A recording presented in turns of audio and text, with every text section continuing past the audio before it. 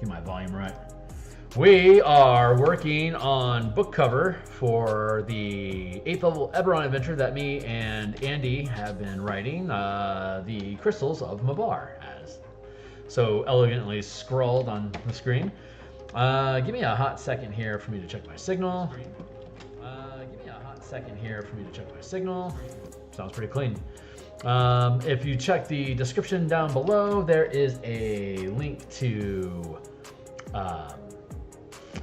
Twitter, where I just posted. So if you follow me on Twitter, you'll always get updates when I'm off doing stuff like this.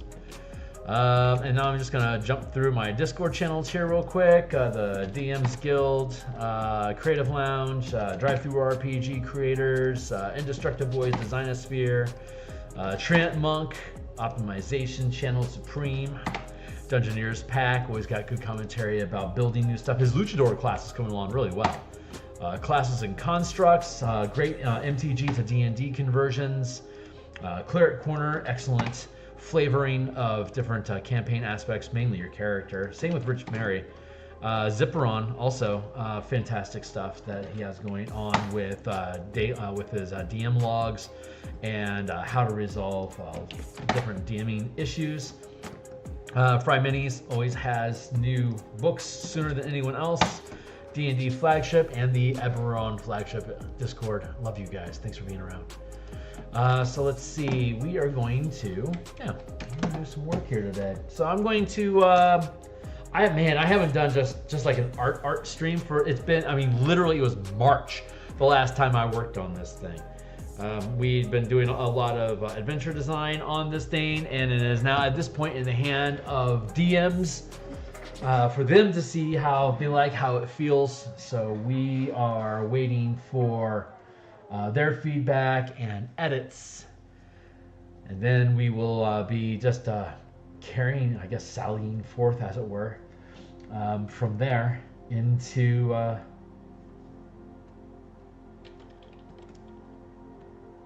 layouts and artwork and pub and all that good action. So all those things and more await us.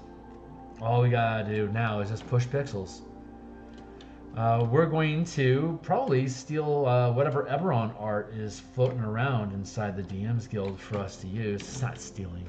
It's they have a user pack for creators like ourselves that make adventures and stuff. And I've never used stock art before, but my gut is telling me that there might be some.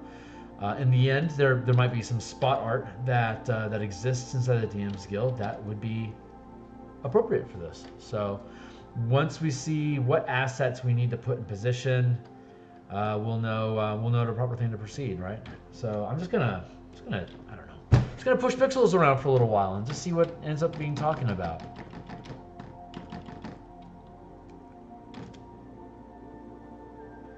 Or, I might not say anything. Forgive me. I haven't done just a raw art stream in more than a hot minute. That's for sure. This is telling me I need to check my windows. This was an old cover that I am not happy with. This will be the new cover, which I am happy with. Save to your computer.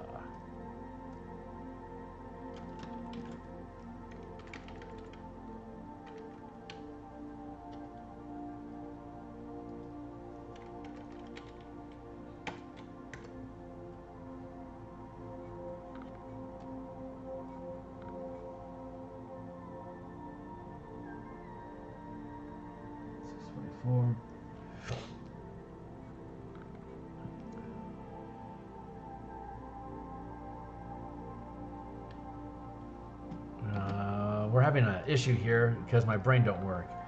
So let's just do this instead. There. That made life easy. Now I can throw all the other garbage away.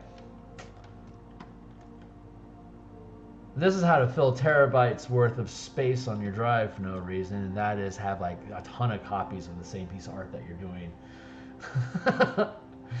It gets a little ridiculous. There we are. And this is 829, so yeah. So let's see. I want to find go on here to the internet and find purple beam of energy.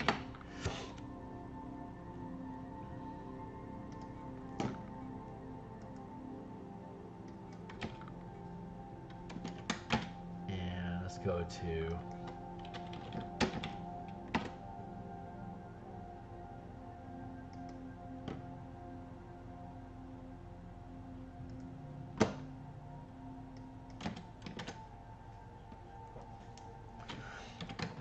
inside here.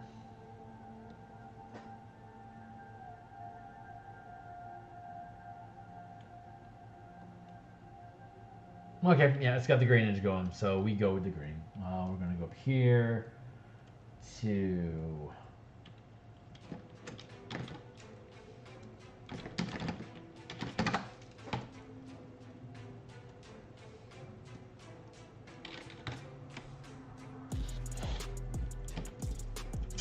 guy over here.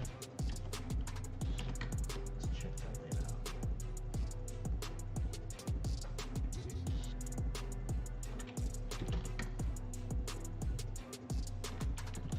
Yeah, okay. I'm on board for that.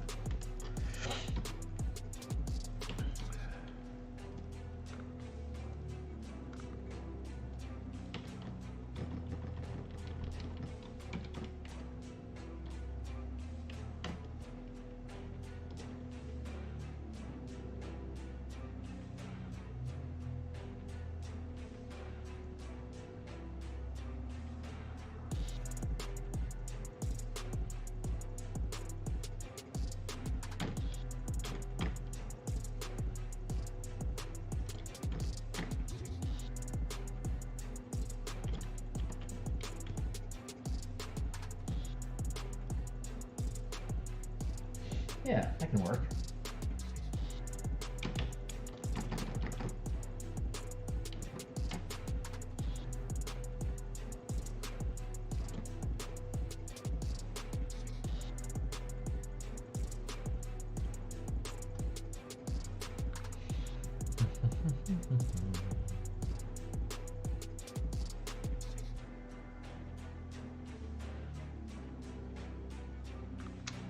See, what do we want to do? Filter.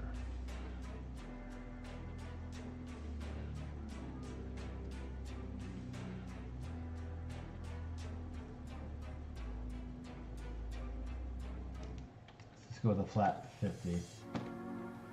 There.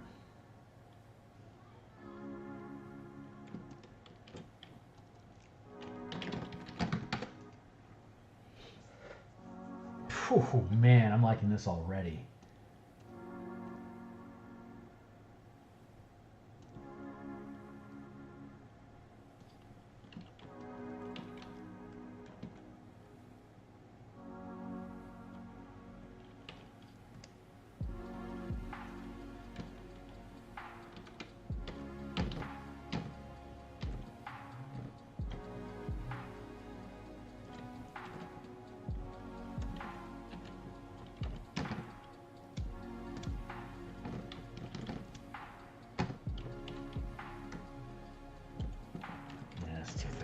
Go with, let's try 30.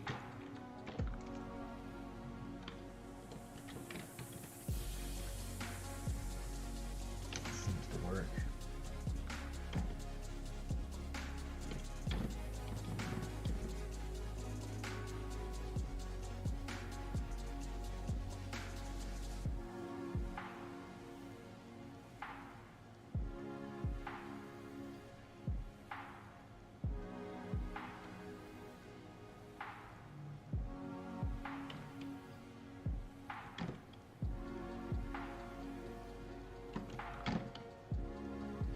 We're going to learn best practices this time around and try to work on zooming the camera in instead of just moving my face to it. This is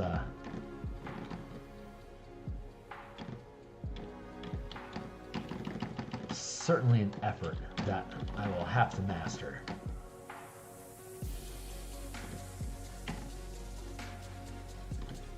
Anyone drifting on through, be welcome to say hey. I am just going to hang out and push pixels for the next couple hours. I have a timer set for each half hour to ping to keep my head in the game as to how much time is going by. But right now we're just kind of playing around.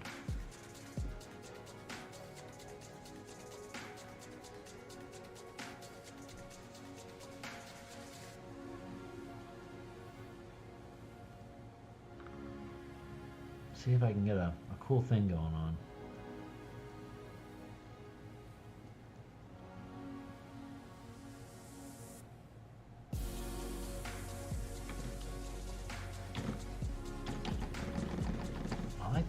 I like the thought of that.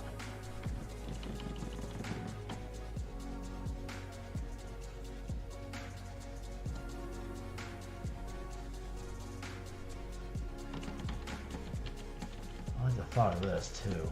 That's pretty freaking cool. Let's keep that up for a hot minute.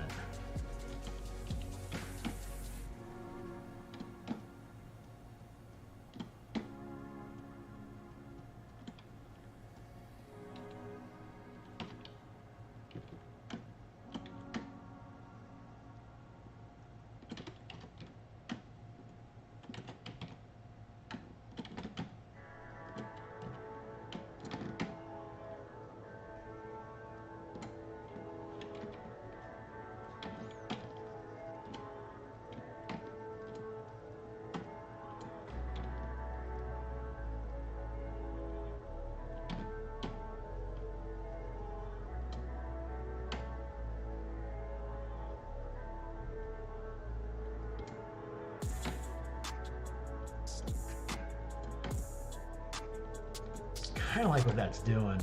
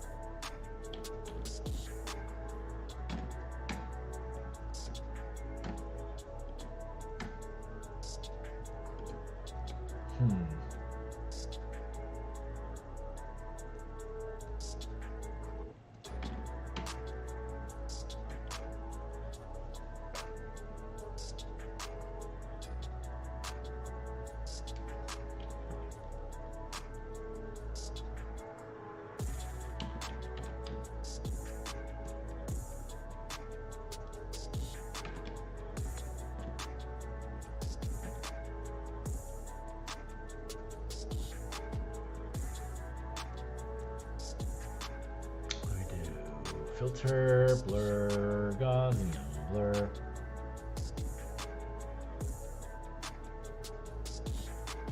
That's cool.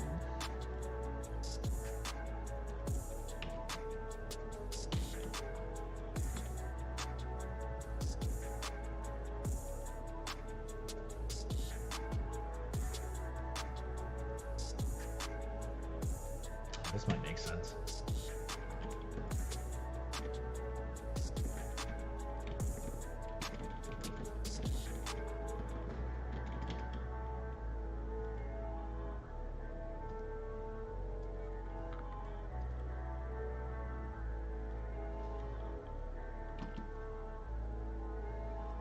I'm going to rein that one in a little bit.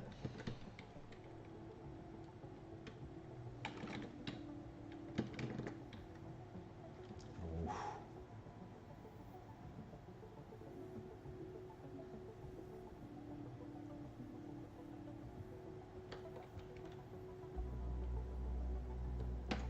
I do kind of like that. That.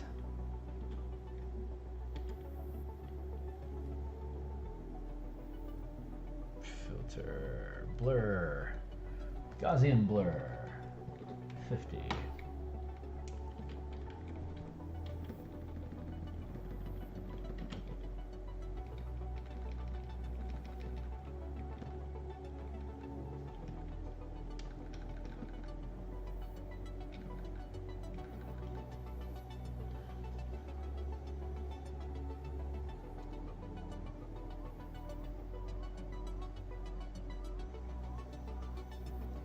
Something like that.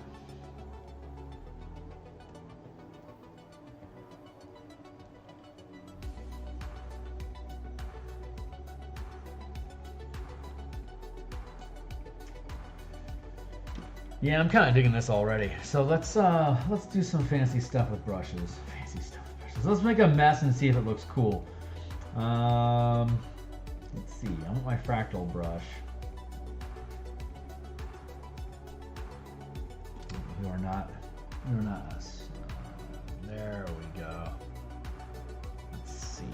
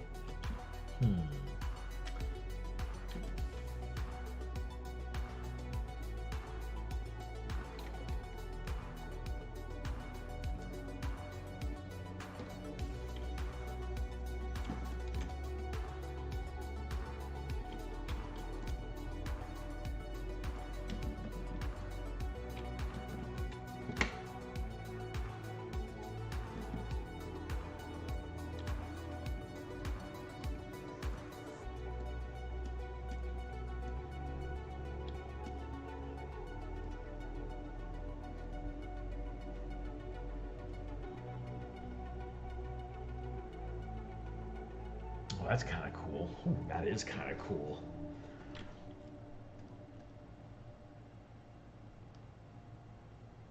Yeah, that's kind of cool.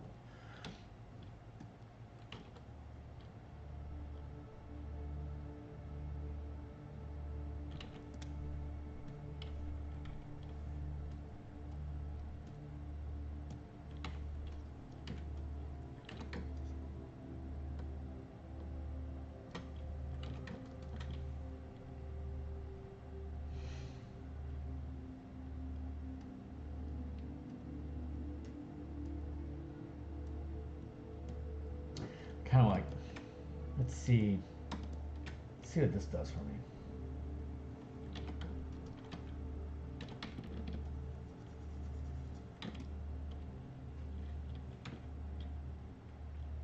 And then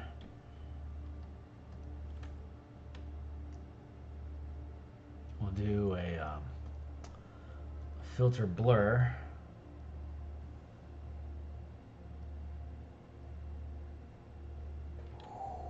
Looks kind of cool, man.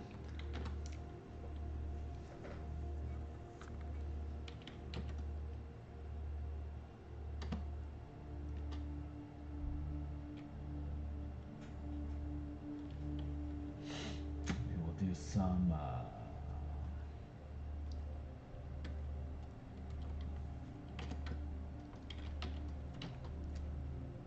surrounding particulates.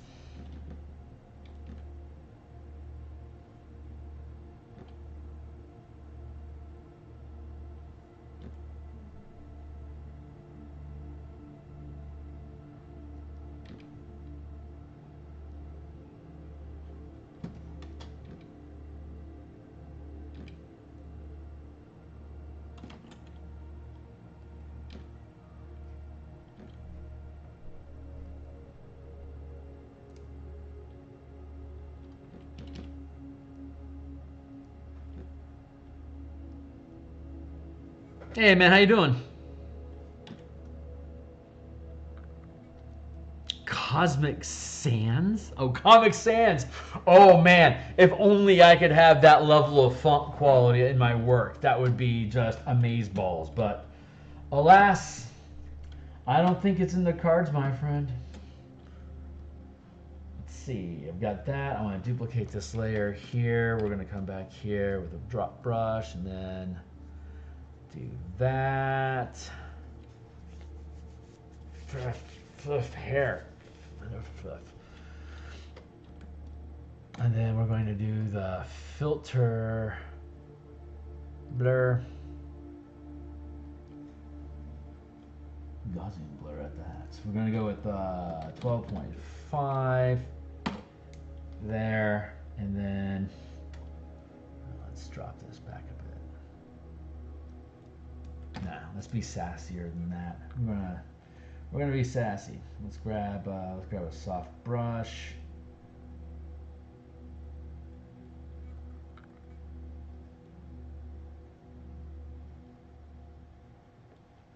You know what? I don't think one can expect to have a good day when they are completing the domain of the hatred domain.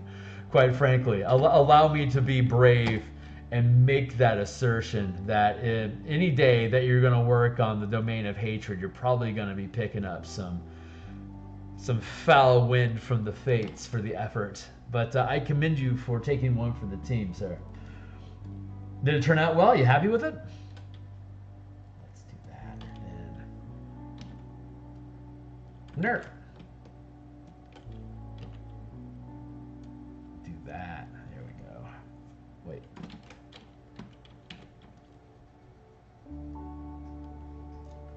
Do that. That'll erase a little bit. What is going on with that smudge?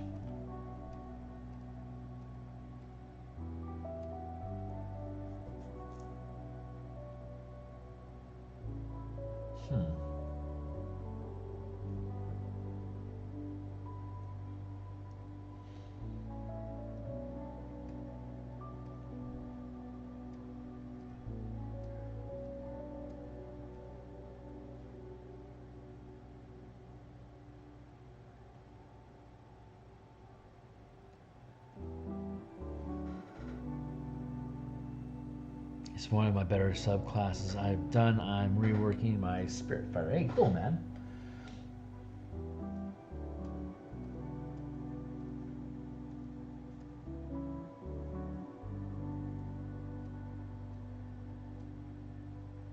Yeah, I think I'm happy with that.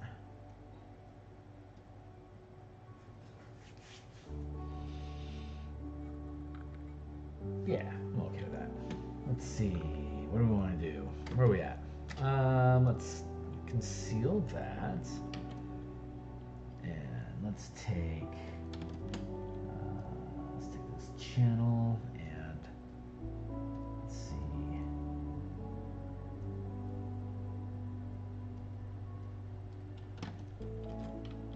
Call this static.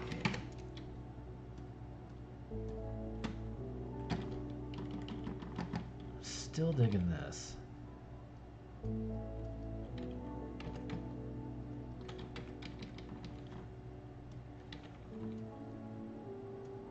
Oh, there's a weird dark blob. What's your story, dude? Oh, that's really weird. Huh? I bet you think I didn't notice you, didn't you?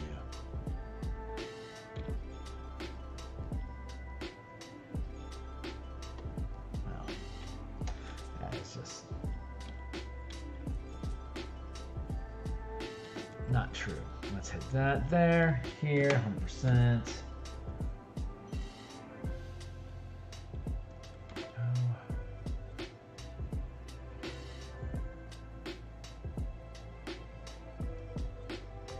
Yeah, there's nothing going on out there.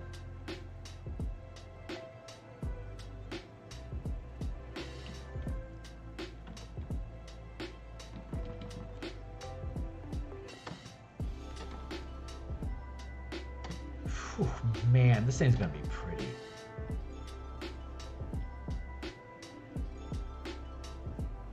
So the adventure's handed off to DMs from the Eberron server. That's like, yeah, I'll run an adventure. So that's in their hands right now. So all I get to do right now is sit back and wait and crack out some artwork for this thing. That's gonna be fun. There, oh, that's what it was, right? I don't know why that is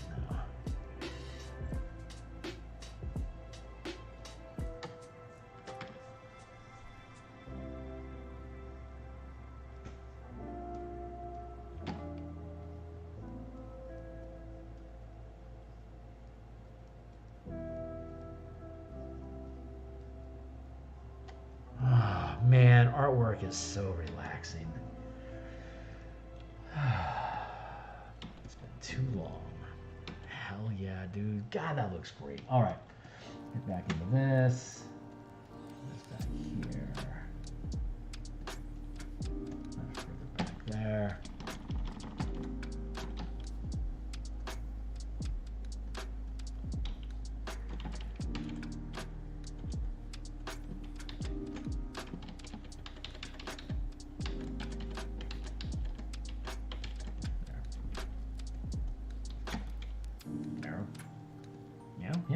Yeah, there.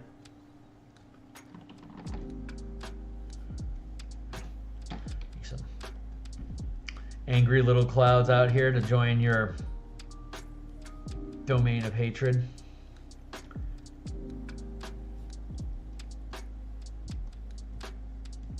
I like how you explore like emotions as a game space or as a theme. That's really cool. I don't think I've seen anyone else really do that.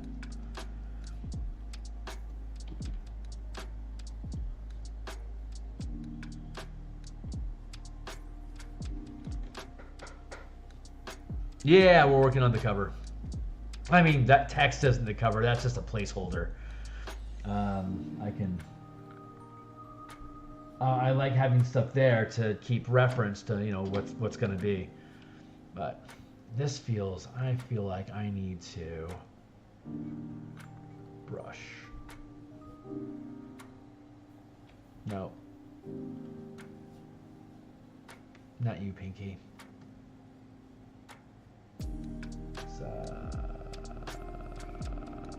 There it is.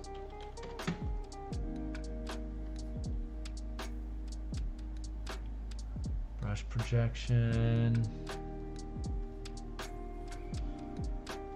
That should be doing okay.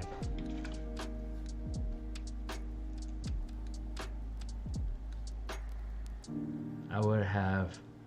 Oh yeah. I'm absolutely thinking about that. Like have the little of up here, like of, and like like that. Yeah, that's exactly where I plan on going.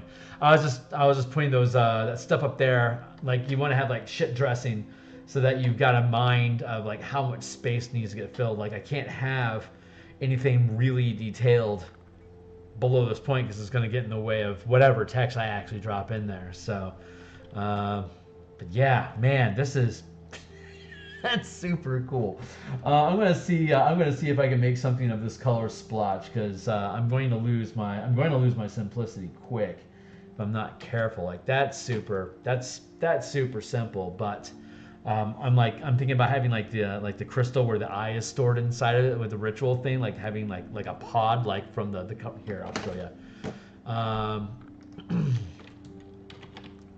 Movie poster, The Fly, like that. It's the kind of thought that I'm having.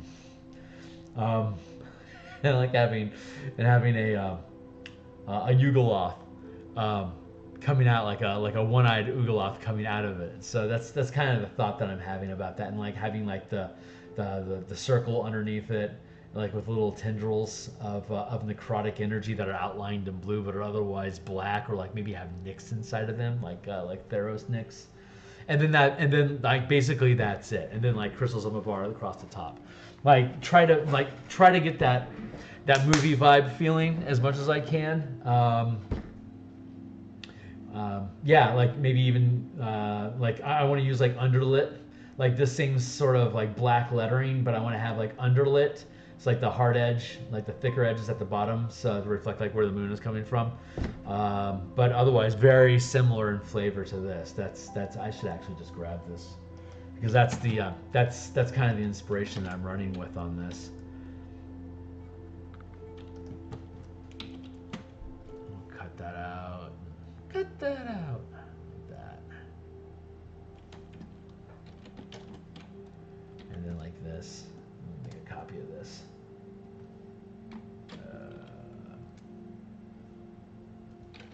Duplicate.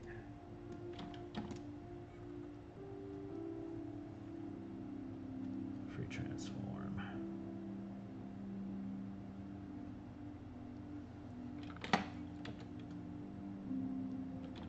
You know, like that.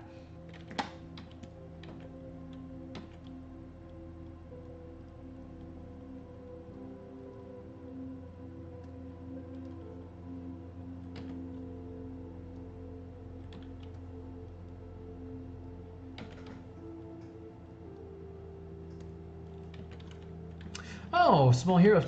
That's, yeah, that might be a neat idea. I do like the crystal idea. I don't like covering this up though, because that's just, God, that looks good.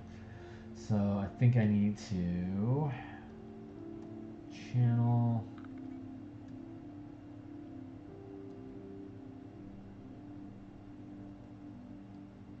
Static. Oops, can't do that.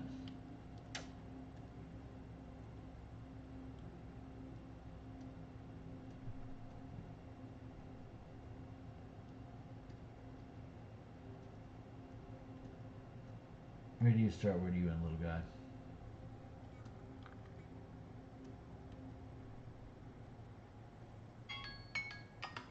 This is my first half hour. Let's keep bouncing, man.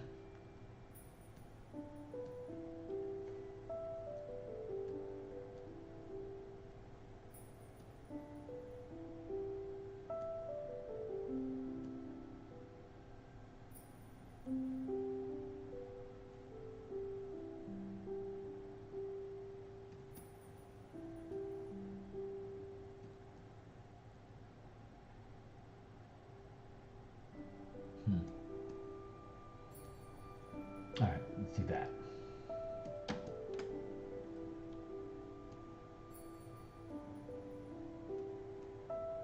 Yeah, it still seems pretty.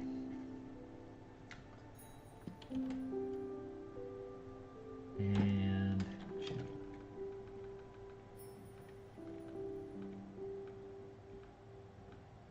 Oh God, I love that fractal brush. I love how well it just syncs stuff together. That was such a fun little thing to make.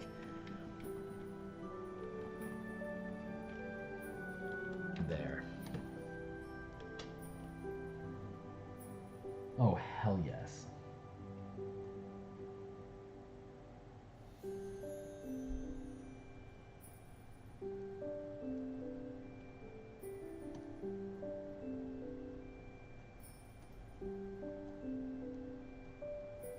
Static. There we go. Having the moon eclipse out. Ooh, yes. Neat.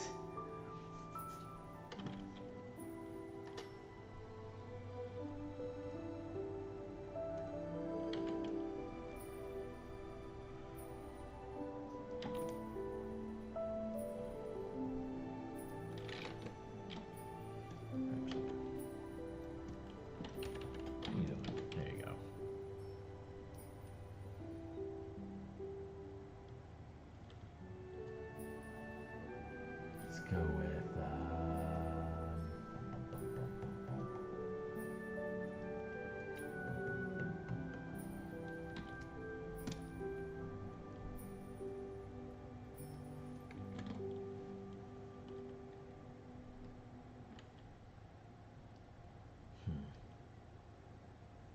That's the idea. We'll sort it out when it dies.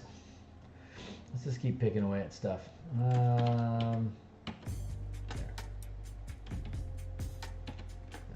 Belongs. Let's have a quick conversation about you. Let's get that blue going. Black crystals. I'm liking that. I don't know. Maybe this is an argument for that purple. Where'd that purple go? Dude, I saw Nope last night. That movie is fantastic. Anyone should go see Nope. It is far. It got a much lower review than I would have wanted it to have received. It was like, I put like around 88, 89%. Like, it was a solid film. Maybe 85 if you want to be picky. But it was a strong film. What was I? Oh, that's right.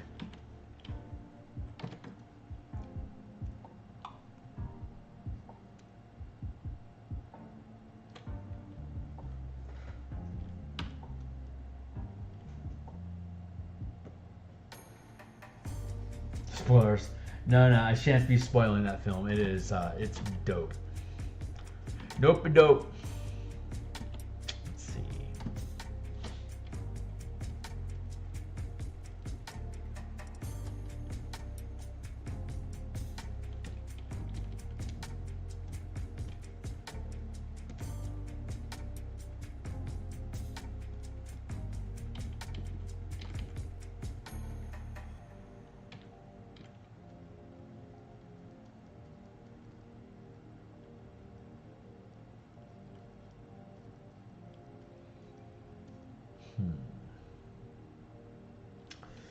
What if no, and instead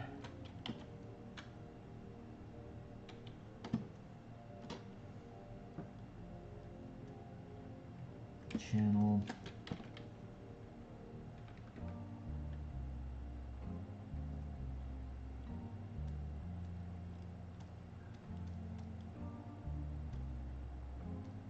I see that. Let's see, let's go with a masking layer. And let's do this.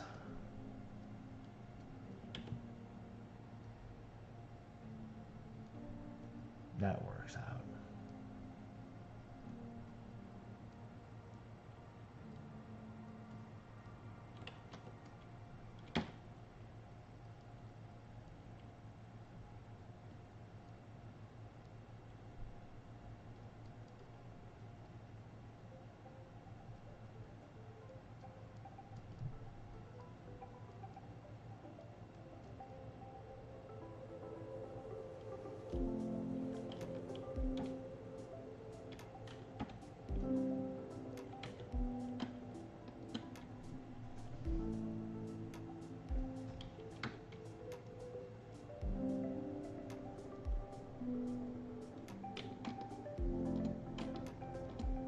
Trying to get the right fade. That feels pretty good. This is pretty cool. At this, this is about the size that you want to be. Like this far back, like panned out this much. Like this is thumbnail size, right? That's pretty freaking powerful. As far as just like imagery, like I don't know. I don't see color. So I don't know how compelling the color palette is at this point, but it feels like it's got a really, I mean, the general layout of it is like the graphics elements of it. It's basically a balloon. So, you know, there you go. Bob's your uncle. Where are we at? We want to. Let's try doing this.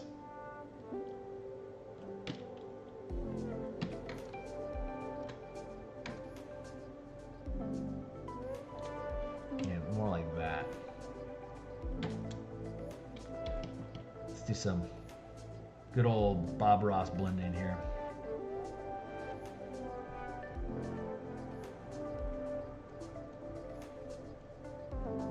Bob Ross is my patron saint.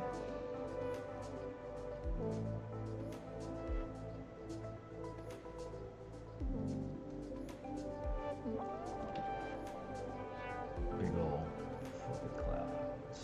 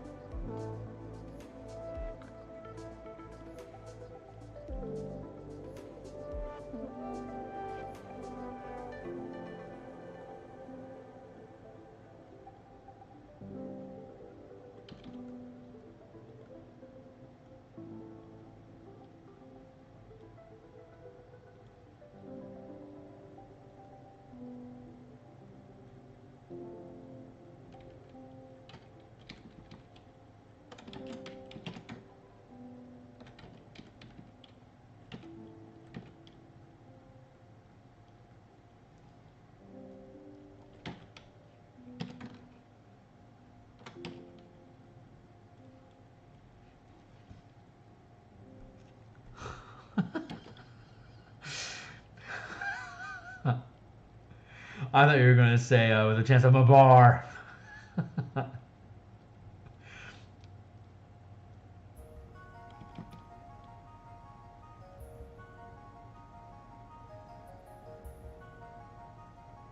see if I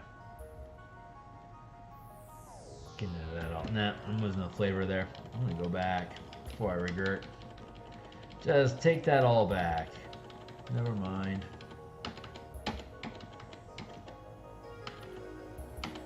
There. And let's zoom in a bit.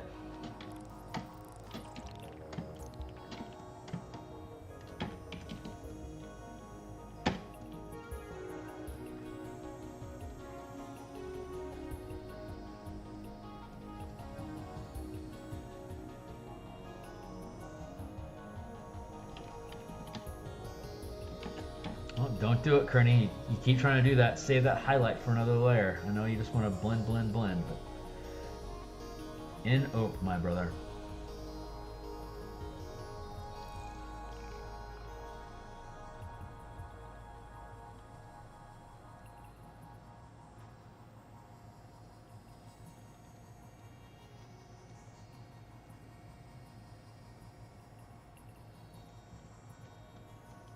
Thank you.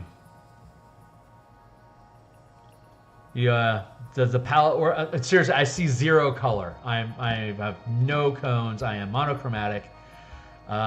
You can look up chromatopsia in the description down below. There's a link to monochromatism, and so I always have to ask my audience, and that's you today.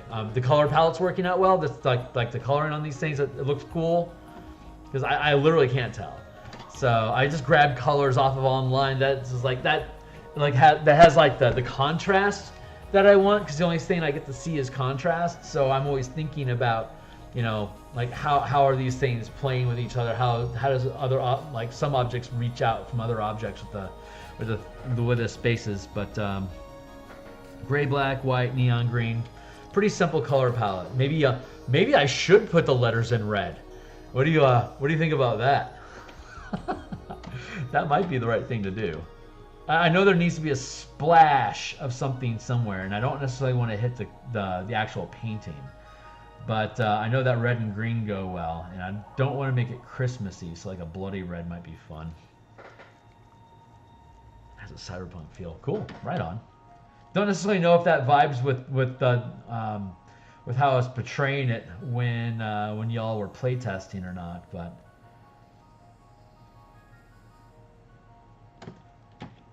I dig that. It's just that it just feels right. So, anyway. Most of the times, like the mistakes that I make, my gal ends up like getting angry at me if I try to get rid of the mistakes. She's like, "No, you did that. you should keep that weirdness in there because no one else would have approached it that way." So like, I'm super self-conscious about the fact that I don't see any color, but it ends up working out a lot of the times. Like if it's wrong, it's like a good wrong. like why is that wrong? And there's a reason typically why, you know, something is wrong like that. Like, I don't know. Anyway, it is an eternal struggle on my side to just trust my gut versus, is this the one time that my gut is just going to completely screw me over? So it's like I have if I don't trust my muse, she could get vindictive, and the last thing you want is a vindictive muse, because she will inspire you to do all the wrong things in your life. But at the same time, it's terrifying. So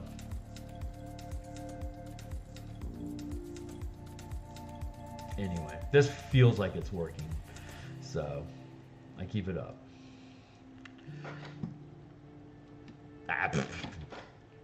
Fair enough.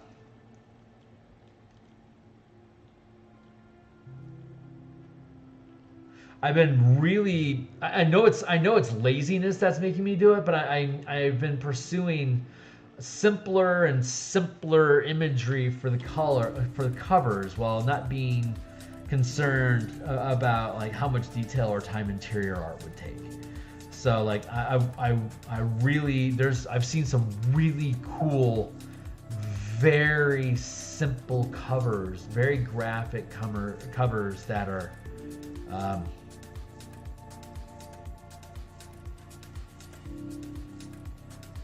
more like icons and like graphic images than like paintings, and I keep pushing myself in that direction, because they're generally easier to construct, and B, I think like a really strong just graphics imagery stands out more on the like, you see the same painting 4 or 5 times. Like, how many times are you going to see that same sailboat flying out in the clouds? It's like, oh yeah, it's not which Spelljammer was this? I don't know, dude.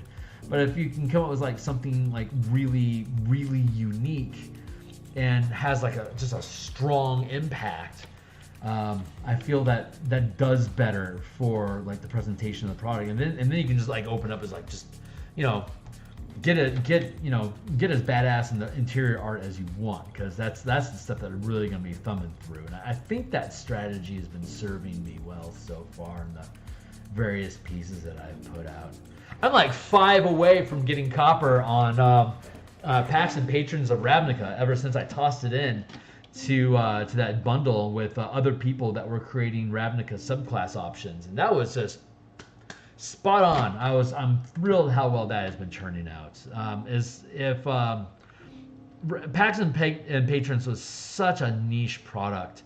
It was a conceit, and I recognize that MTG settings just don't have enough pull unless it's like directly pertaining to adventures in that setting. I think character options is a high gamble on MTG settings, campaigns. I think as Patreon fodder, I think that stuff is awesome. Like I am legitimately looking forward to having the Martial Powers book complete, so I can just start going into random character cards throughout the MTG multiverse and start creating classes out of multi-class blends, and just making characters out of them, and posting those on Patreon, and then doing illustrations and stuff with them. Like, I think that'll be like a fun little Patreon project to have a reason for people to want to be on my Patreon. But it's also something that it's like really easy to do, like to punch out a Reckoner. It's like, hey, here's how you build a Reckoner. Like, take, at 5th level, he's going to have these various martial powers, and he's going to have this many levels of warlocks, so he's going to have these invocations working with that, and blah, blah, blah, blah, blah. Like, use this book, this book, this book, and this book, and build it like this, this, this, and this. Like, that's what I want to do. Like, with all these various books that I've been making. Like, that's what I want to do. Like, take this book on this page, and this book on this page, and this book on this page, and you can build this thing out of it. And like, have all that stuff be free to view. So it's like, oh yeah, you can just flip through those pages and see what I mean.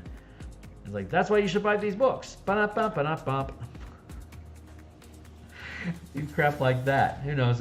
But I mean, like Kaldheim will probably never see D&D officially. So it's like, I can make a bunch of Kaldheim mech, a bunch of dwarven mech, and running around fighting giants that are 150 feet tall a piece. It's like, well, yeah, we're going to need some Jaegers for that crap, so let's build some Jaegers.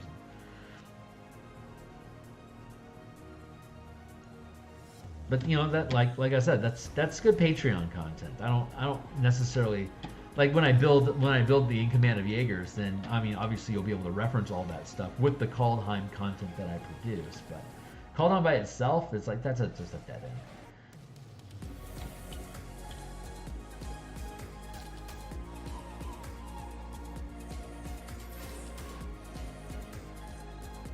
You can quote me on that, like 7-10 years from now, when people actually listen to me, they can come back to here and they say, Phil, you said that Kaldheim was dead end, but look at all this, and they will show me up, and I'll just have to eat some crow. Always willing to eat crow. I love bird. Now I think I want to pull this into another layer.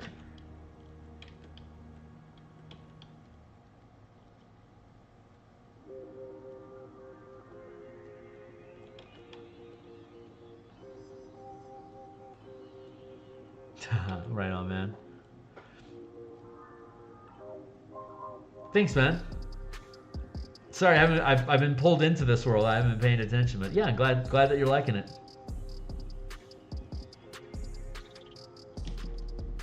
This is such easy, lazy work for me because just clouds. Because this brush that I use is just so good. It's so good at doing cloud work. So it's like real low hanging fruit. I like to incorporate like fog and clouds and stuff into my artwork as much as I can because it's just pretty. It's just pretty stuff.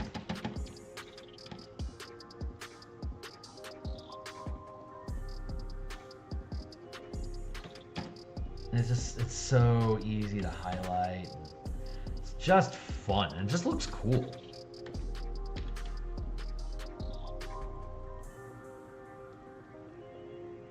Thank you. Yep.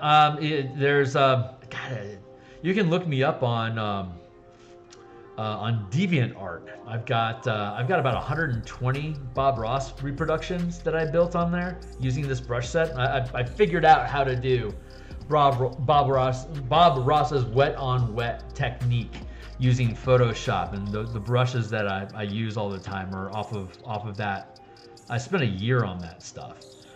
Just to make sure that I could do good environments and blah blah blah. So I figured, well, you know, who could do nature better than Bob Ross? So why don't we learn Bob Ross? So I need to upload and import them into here to just to show off that stuff because it was a lot of fun doing it. Lighten that up a bit. But yeah, I've done a ton of, you show me a Bob Ross painting, I can reproduce it. I can do it layer by layer while he does it. I got to upload that stuff. That stuff was fun to do. But yeah, I walked away from it being able to do, you know, like hella good shit. IMO. You know, like stuff like this. Like it's super easy to do once you know how to do it. A lot of it's actually the building of the brushes themselves. Like this is actually a really complicated, like all these little ridges and stuff are different layers of opacity. So like in the middle of it, it has a really hard edge that it pulls all the pixels, but it's pulling all the pixels a dozen times each. And then as you go out towards the edges of the thing, it's like 10%, 15%, 20% at the edges, and then 100% in the center of all these oscillating circles. So as you pull something here, I'll show you. When you pull something, it pulls it differently. So let's like get into here. There.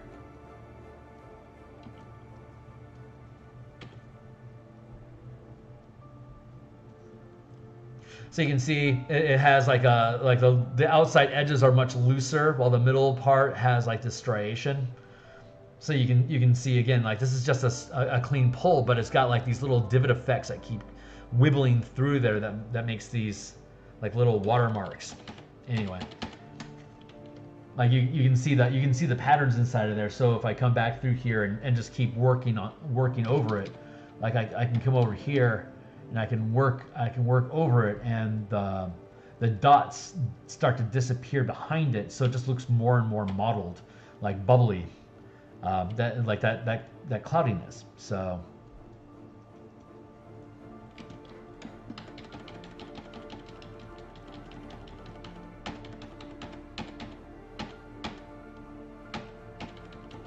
there, where was I? Was I over here? Doesn't look like it. There.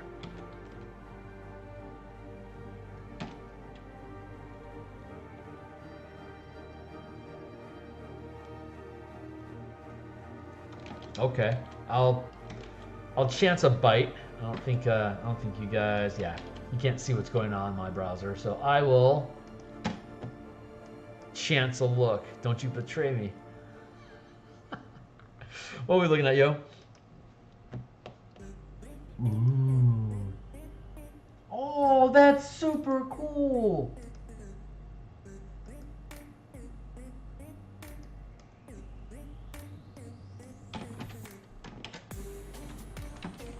What are we looking at? Oh, that's so neat.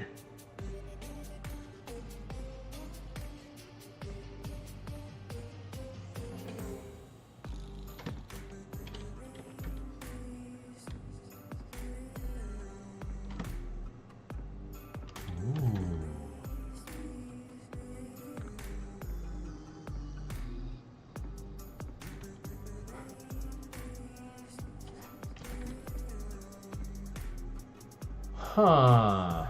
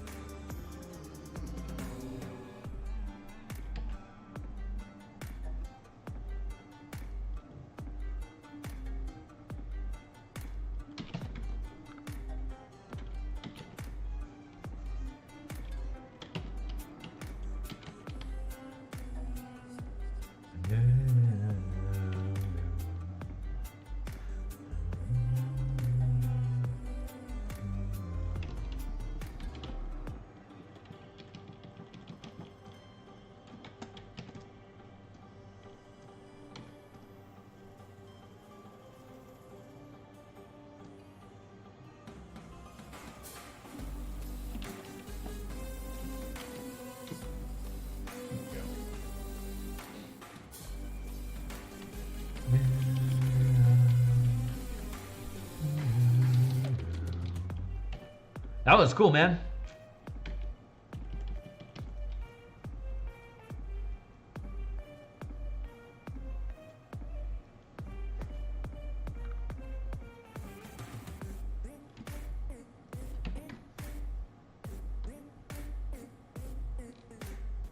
I want to grab. There we go.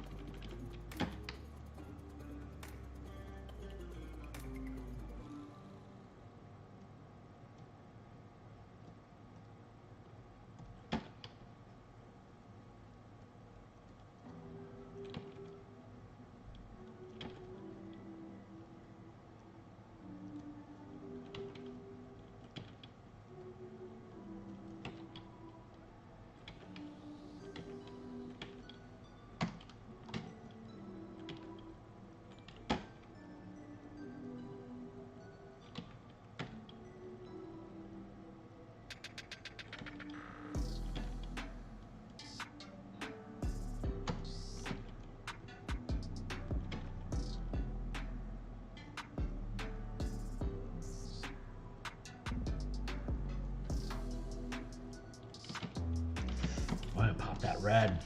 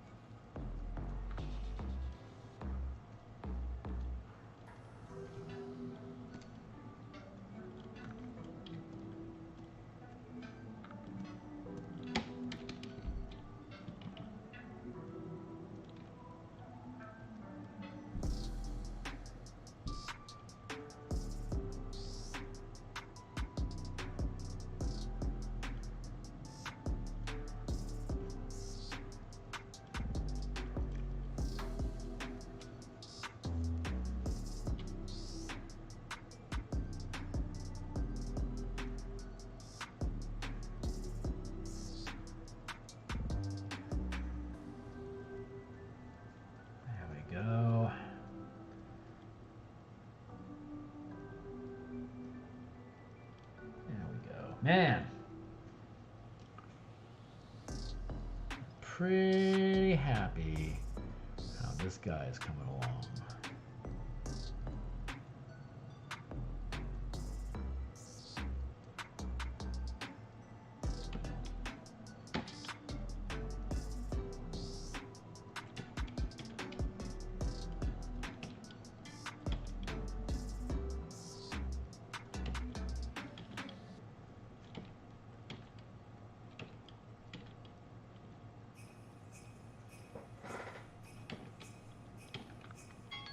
Hey, 1 hour down. Where we at? 8:15. Looking good. Got another hour left, and then we're gonna bounce. Man, I am super happy with this so far, though, dude.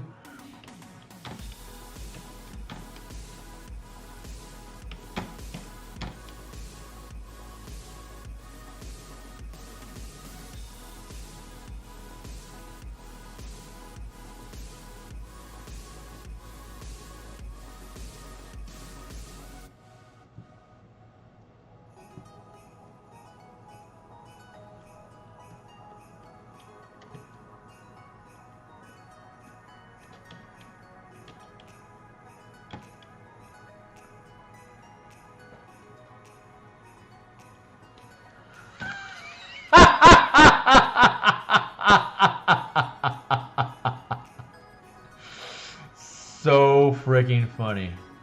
I hope people enjoy this thing when it's finished, man.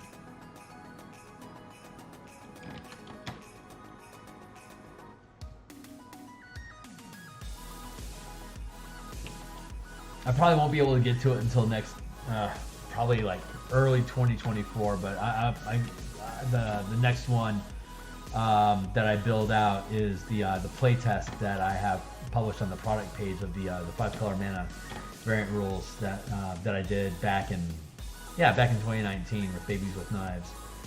But that was another Eberron adventure that I created to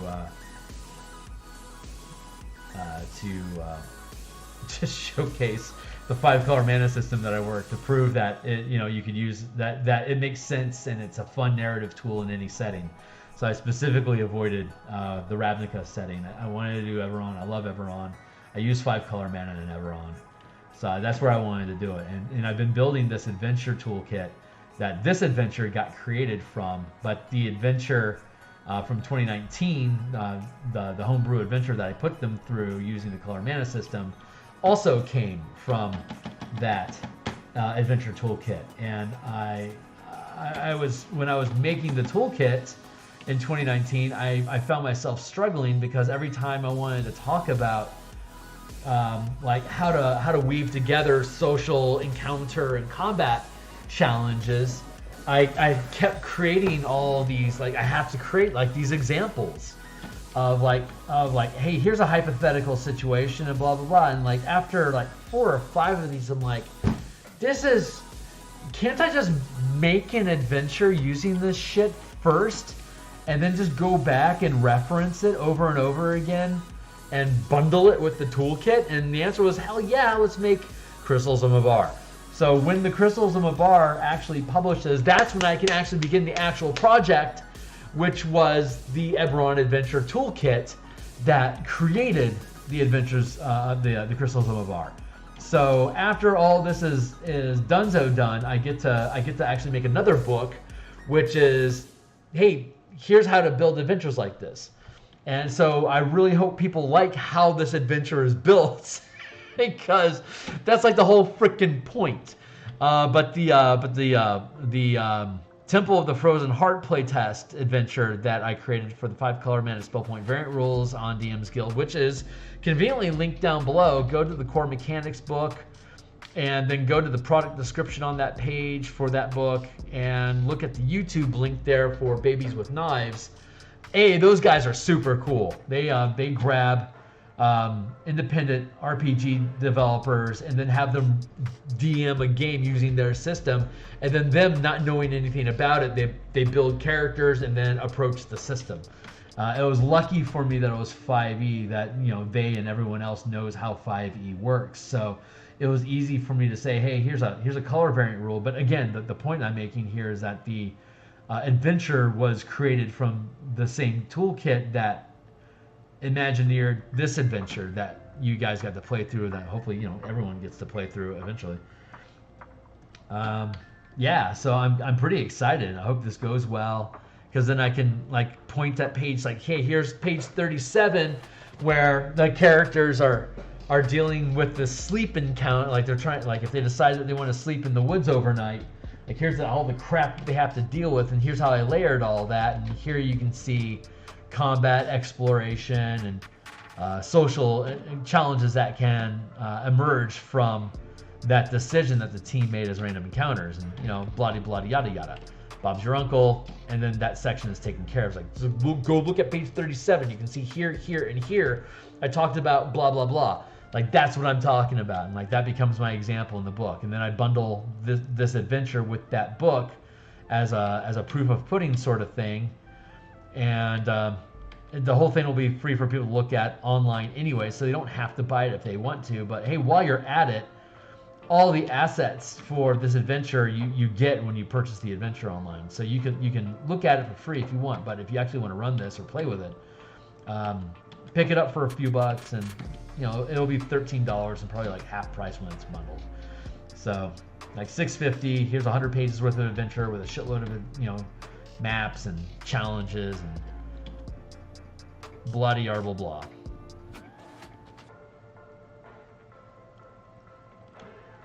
That's the thought process anyway that goes on behind it. I don't want to overwork this. I definitely want to make sure.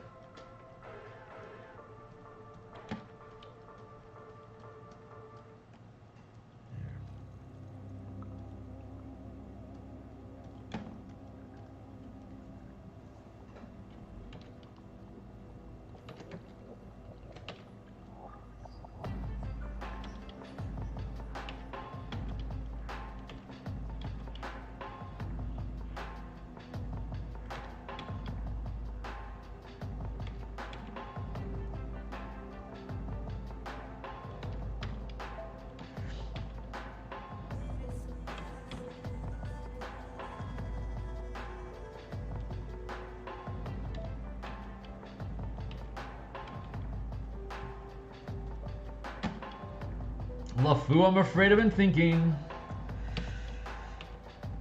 I'm having ideas.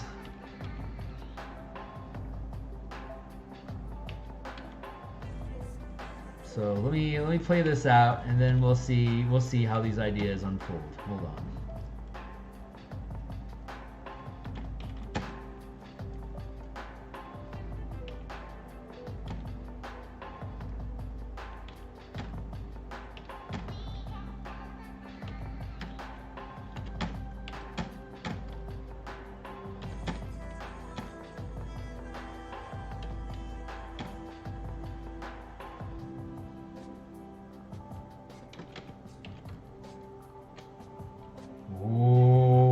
Drop that red in there. I really want to do that. I really want to do that. I really do.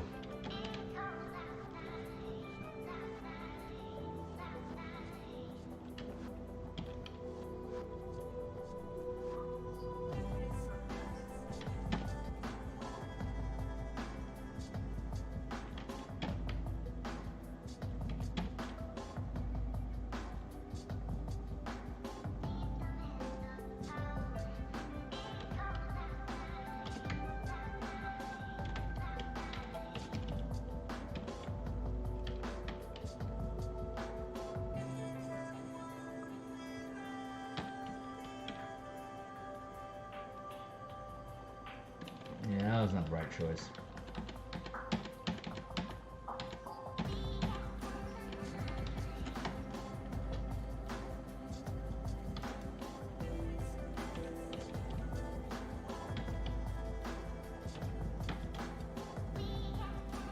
That was not my big brain idea, by the way.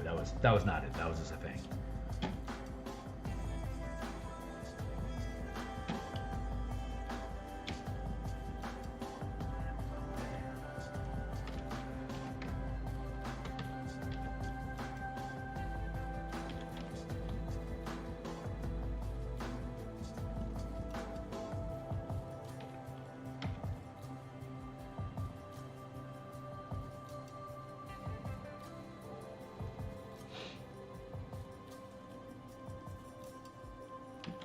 No, not recently, no. I can.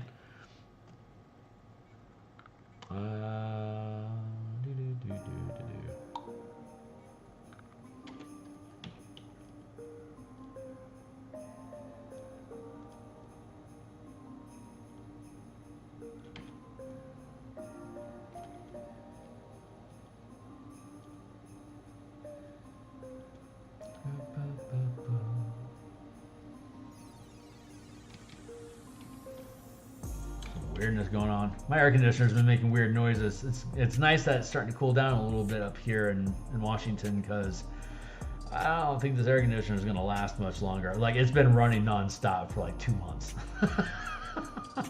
Like, that's weird for Washington. I normally don't have to make that thing chug so hard. Normally it only has to go for like maybe 6 weeks or so, and it's good. But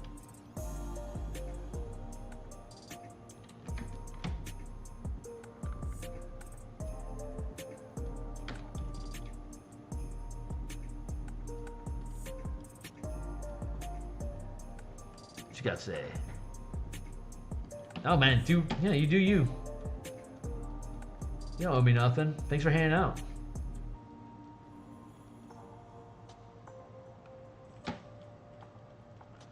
What are you gaming through these days?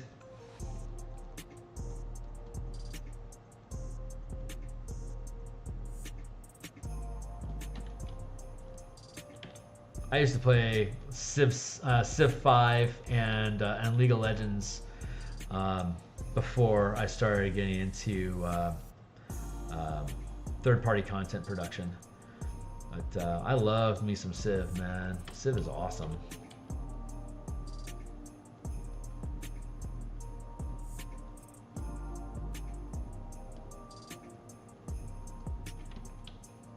And League of Legends is still super cool.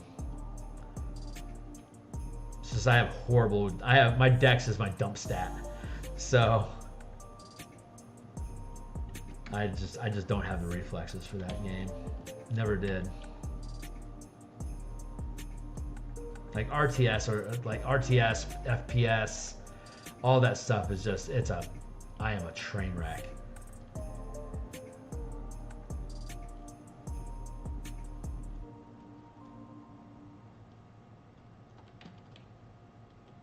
Yep. Yeah, I'm gonna do that.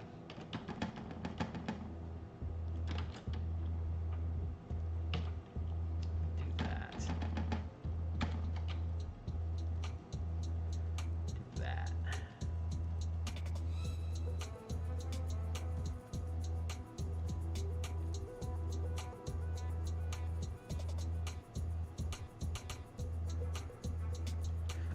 No, it's the plane of it's like a mix in Eberron. It's a mix between the abyss and the negative, like the plane of the negative energy. It's the plane where things will go bump in the night. It's probably the easiest way to explain it. Like if a monster is going to grab your ankles when you jump out of bed, it's probably because there's a hole into Mabar it's trying to pull you into. Yugoloth are the most intelligent creatures there.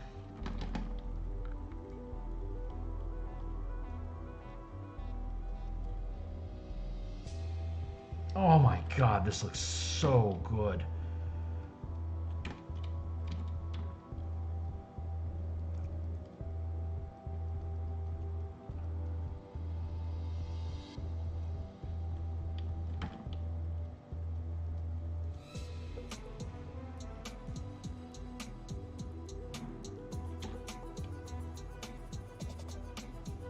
I switched on sample all layers up here, so that anything that's poking around, I can mess around with in combination. But like, see, that stuff still exists, even though I'm like completely squibbling it up. It's still there. So this is a fun tool. The sample all layers is a really fun tool to go in and mess around with with stacked up. Like I can't get too close to this, otherwise I'm going to start pulling in the radiance, like the haze of it. I don't necessarily want to do that, but it's really great for coming in and having all of this cloud work play together. Now I can drop the sample layers. I can grab a piece off of here.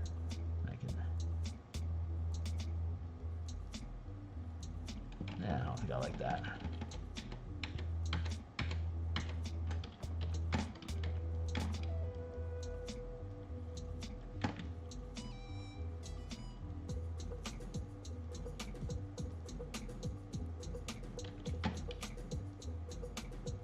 Yeah, there's 13 planes in Eberron, and like the plane of dreams, and like the opposite of Mabar is Eberron, I think. The plane of eternal skies. Like it's always sunny there, and it's just endless sky. It's like air elementals and flying creatures are native there, as well as celestials and other radiant beings. So it's pretty cool. It's an interesting little cosmology, and each one of them has a moon. So depending on what phase of the moon is, we can tell you how close the plane is in orbit to the material plane of Eberron at that time. So like if there's a full moon of Mabar, that would be a time for you to do like a bunch of nights and like death rituals, for instance. So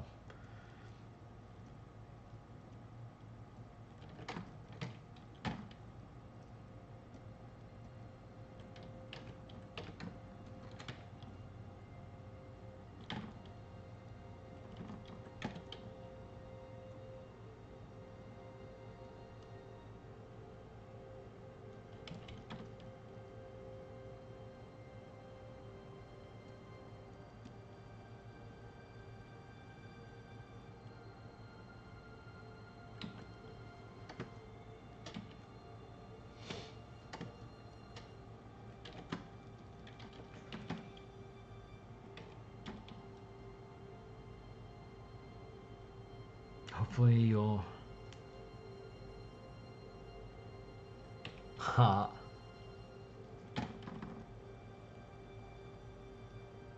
Yeah, I don't want too much complexity going on, because it's again, if I scroll out to here, the simplicity of the I need to work on here a little bit more.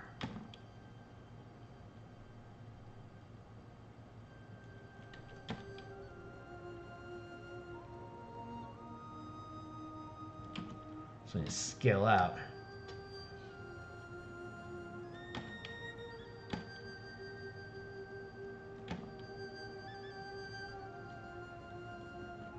Got this effect going on.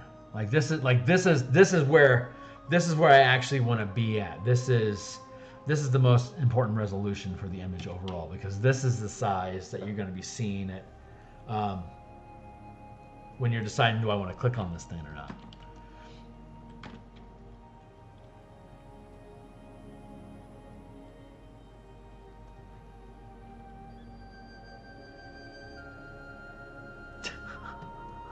We all gotta start somewhere, man. I started with stick figures too when I was 5.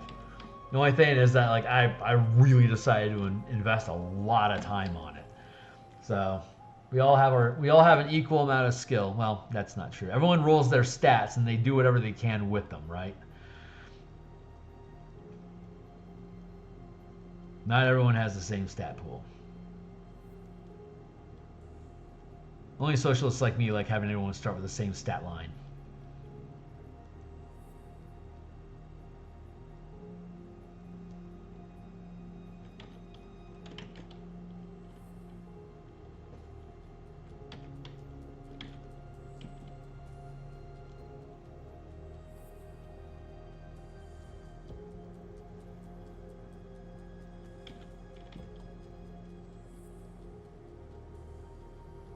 What? Are you in front of the moon somehow? Okay, I turned off smudge all layers. Oh, this is in front of the moon.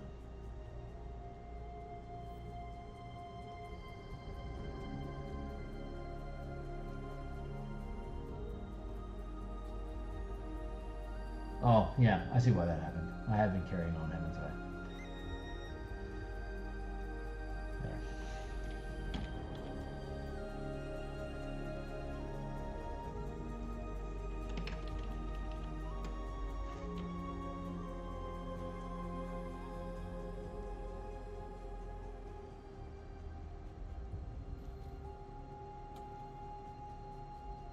Yeah, see how this turns out.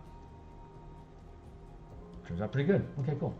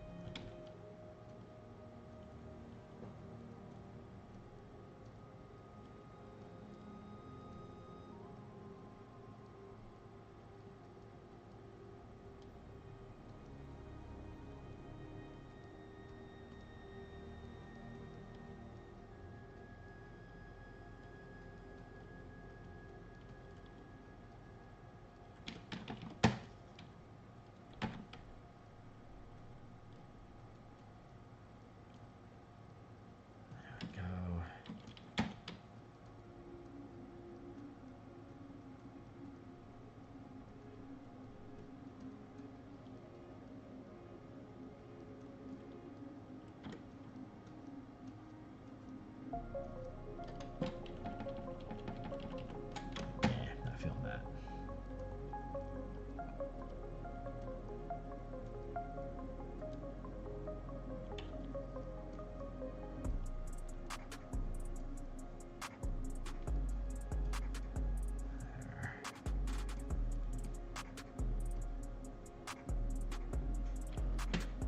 Let's flip that. See how that feels.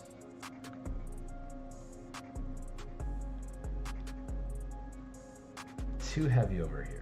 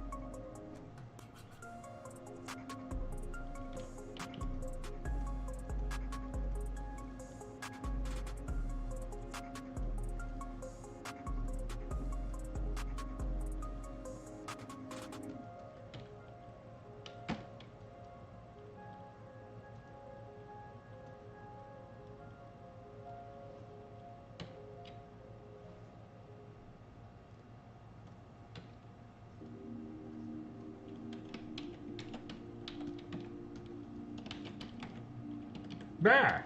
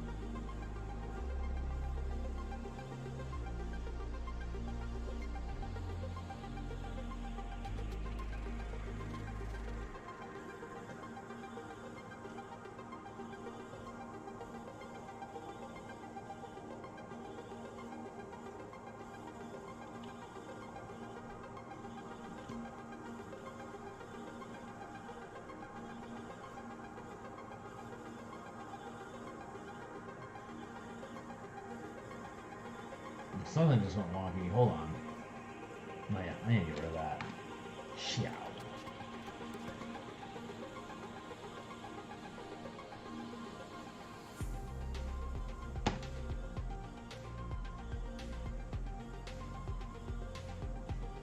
Where did that one go? I think this is the one I'm supposed to be messing with. And this, yeah.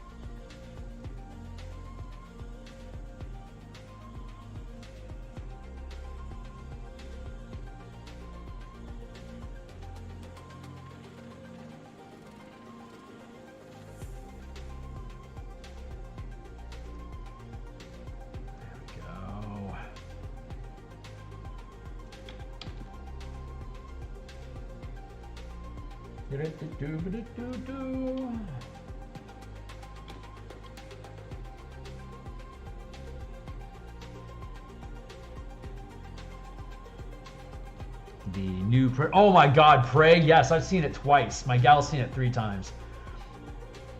Yeah, it's good. It's there's Predator and there's Prey, and that's it. Those are the only 2 movies I acknowledge. Everything else is garbage. But yeah, Predator and Prey, freaking cool.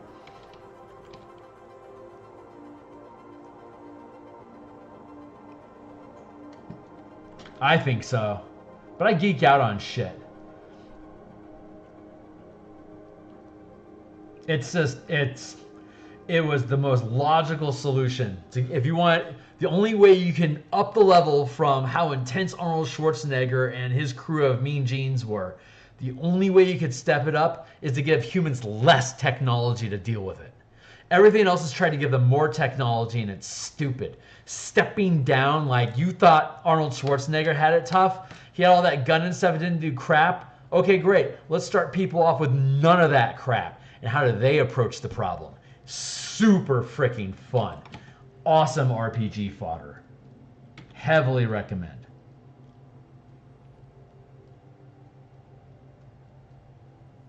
And I am a Predator freaking nut. I love the Dark Horse AVP series, the Aliens, like Earth Wars, and anything, all that stuff. Like Dark Horse comics just completely crushed it for those IPs. Like those are just the best comics, man. Like the original Dark Horse Aliens vs. Predator was legendary. If they could make that into a movie, I would throw stupid amounts of money at it. So good. But yeah, Prey is strong, and the animations at the end credits is as good as the movie itself.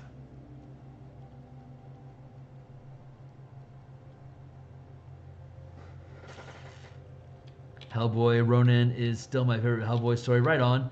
People want the ancient history Predator movies now. Meh.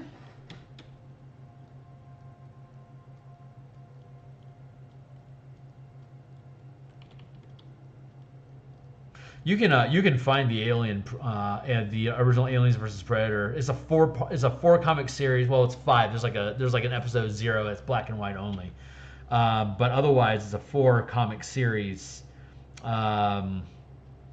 Dark Horse, early 90s, and it is an excellent story. That story would play so well right now, and it's just it's so freaking cool.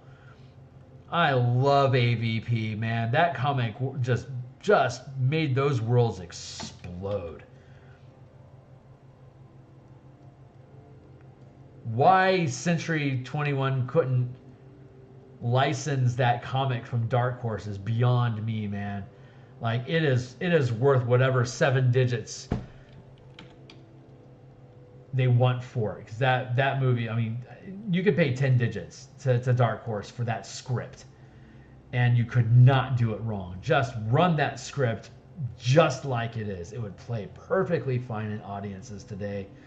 The social situations are good. The identity politics line up well. Everything about it is like completely modern, and it's just a great story. It's just a great story, and it's so freaking cool. And the violence and the tech, and just the idea of how they have the queen, the alien queen on that planet, and it says all of it's just dope AF. Super heavy. I cannot geek out about that enough at you guys. Artwork is freaking cool too, man. God, the book, the cover art for those comics is just sick, just sick. And like the last 5 pages of issue number 4 are just so iconic.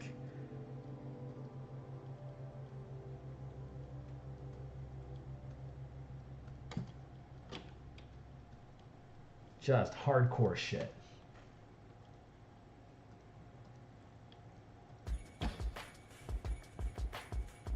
Blah! Blah! Yeah, something is not checking boxes on that guy. I'm gonna back off there real quick. Get all the way off the back of that thing. I'm just about happy. How that's sitting. How you sitting, kitten?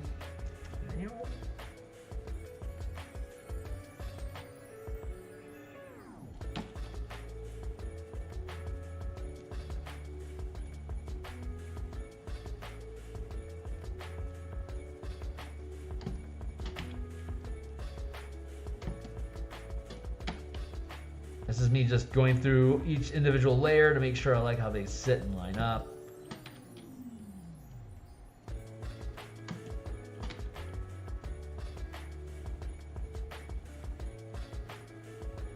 Which is why I want to keep just blending on on just one single layer, because this stacked up layers with all these individual little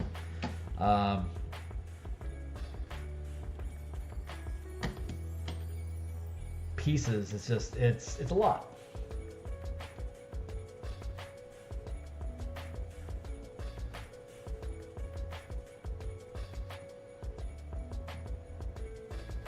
Right place, right time, buddy.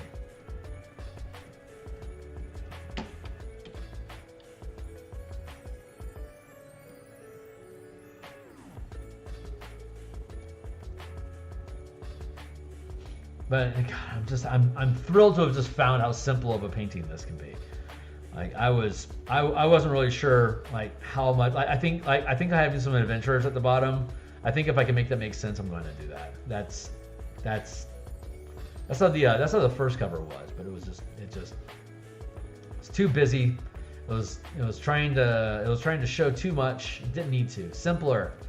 Make things simpler. Always making things more simple. The more simple, the better.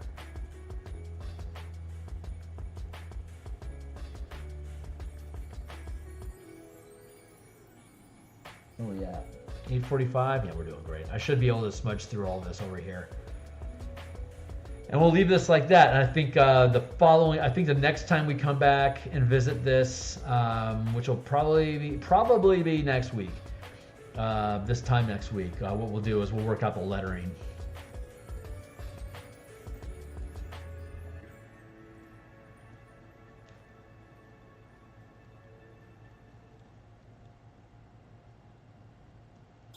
I want to work this red in somewhere, but I'm just not feeling it yet.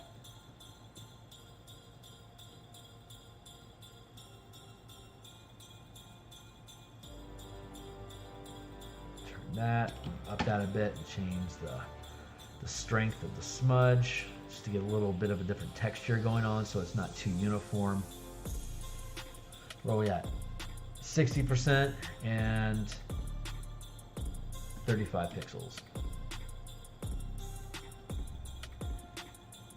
I was watching some footage on Jupiter earlier today. I think that's why I ended up being here.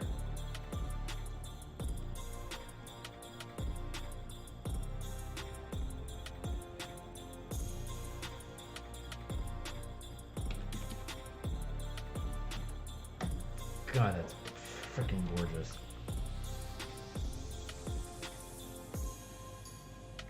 good. That's good.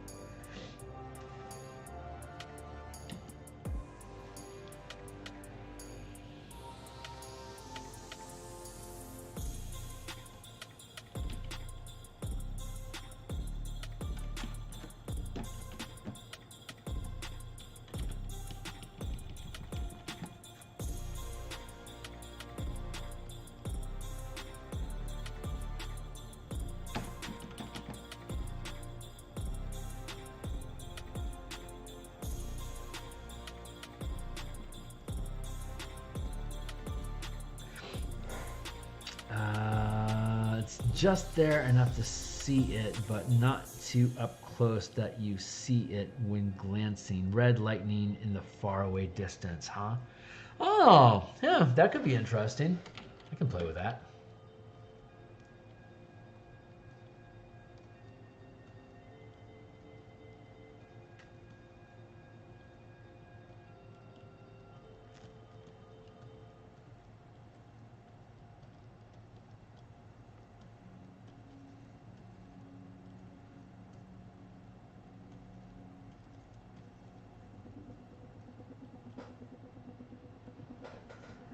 Feels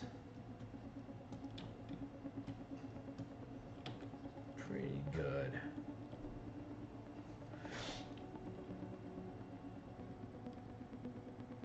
And let's go back down to here. Look at this guy again. I'm thinking I can probably...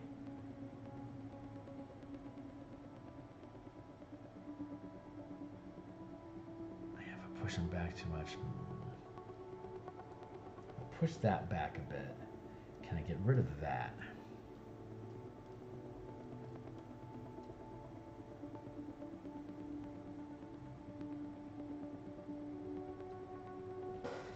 Yeah. Let's flip this to see how we're sitting.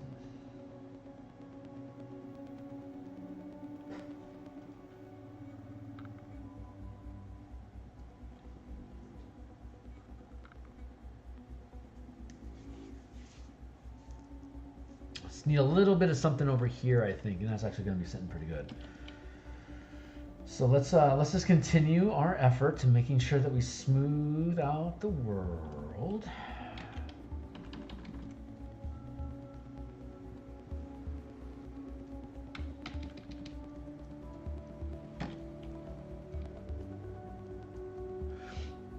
I get to, before bed tonight, I get to continue translating the Booze Menagerie for Spelljammer into Megafauna. I finished the Cosmic Horror earlier today, and so I get to do the Scabbers and the Dragons and the Canary or Canthari, whatever the stupid whales are. Anyway, I get to convert those up to mega size, like 150, 100 foot long, whatever creatures like they're described. But instead of using the gargantuan template, I get to use the upscale mechanics we have for In Command to make them like really dangerous.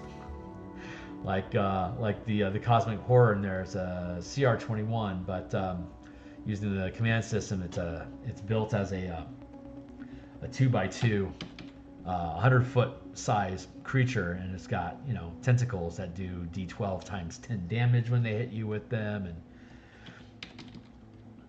it's legendary, and like for each 50 foot of ship that you have, it can wrap one tentacle around each 50 foot segment. So the size of your ship gives you more hit points, but these creatures, in this example, this creature can do more damage to you because it can grab with more tentacles, and when it does a legendary action, it can crush with more than one tentacle. So if you've got a 5x5 hammer ship that's got 5 blocks of 50 foot squares for its 250 keel length, it can grab with a total of 5 different tentacles and just... It's awesome. Yeah, that's awesome. It's, yeah, that Spelljammer product is going to be freaking sick. I am pages away from it being ready to hand off to Ukulele Bard to start arguing with me over how things are laid out, like order of like page per order and stuff like that to smooth it out. And once he and I are done arguing over how it should, I say arguing, but I pay him to be a co-writer. So I take the raw mechanics that I build, and then he pushes it back, like, you know, how should these things be ordered, and what does the actual language look like, and then once he and I are done tussling over that, and we're pretty happy with it, then we can hand it off to Adam Hancock, who can edit it. And once Adam chews up, pass it back, and then Ukulele can clean up the edits, the post-edit work, and then I can throw it into layouts and start doing this sort of stuff with it. So I'm hoping that between Ukulele Bard and Adam, we'll be in layouts in the next 3 weeks. I don't know if it's going to move that quickly or not, but that'd be awesome. I mean, if it takes longer, it takes longer. But I would love to have it paced out that I'm doing layouts for this on stream in about 3 weeks from now. So that would be, in my opinion, a huge success to get this thing out.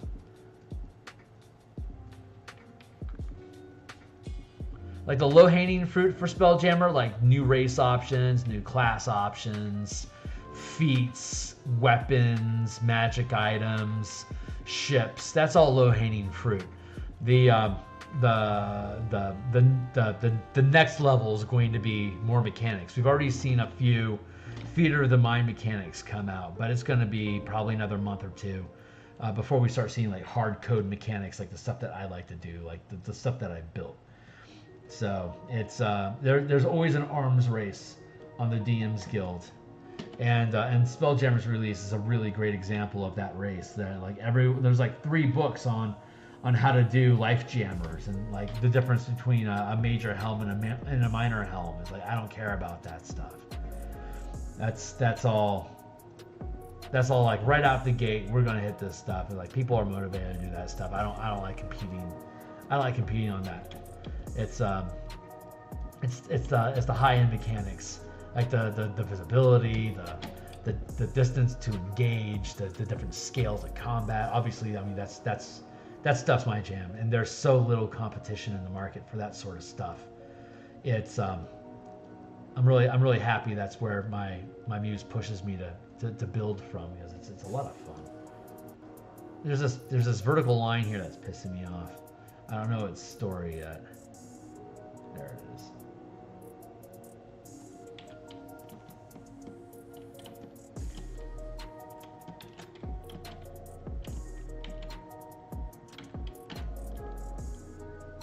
That's just going on there.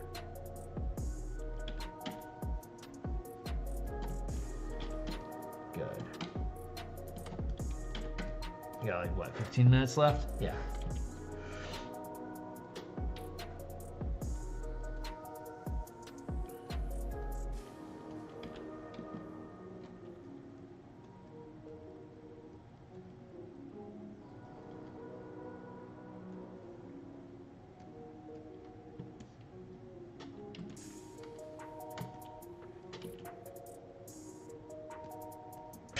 I'm pretty happy with this.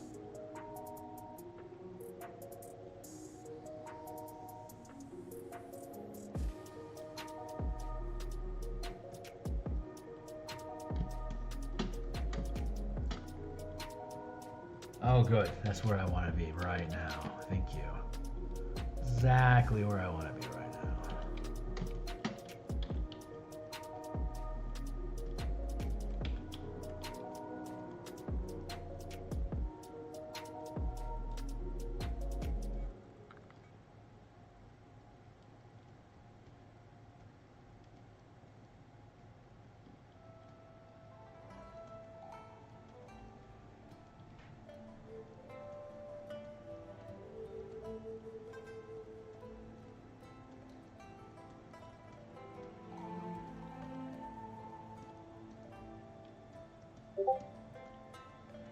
Who's a hoo-hooting me?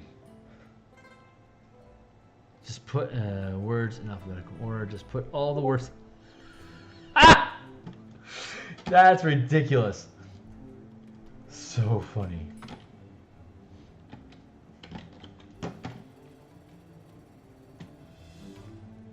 Neat.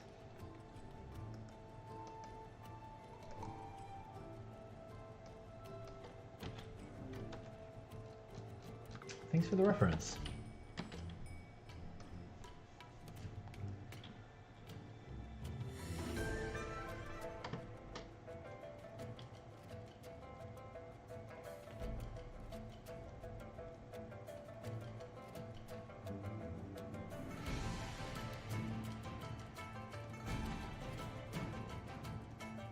This guy's bugging me. I want to find him. There he is. This is where we're actually at. So let's mind our space and get the job done. Just keep pushing down the line. That's all we're doing. Just pushing down the layer stack to get everything where I want it to be.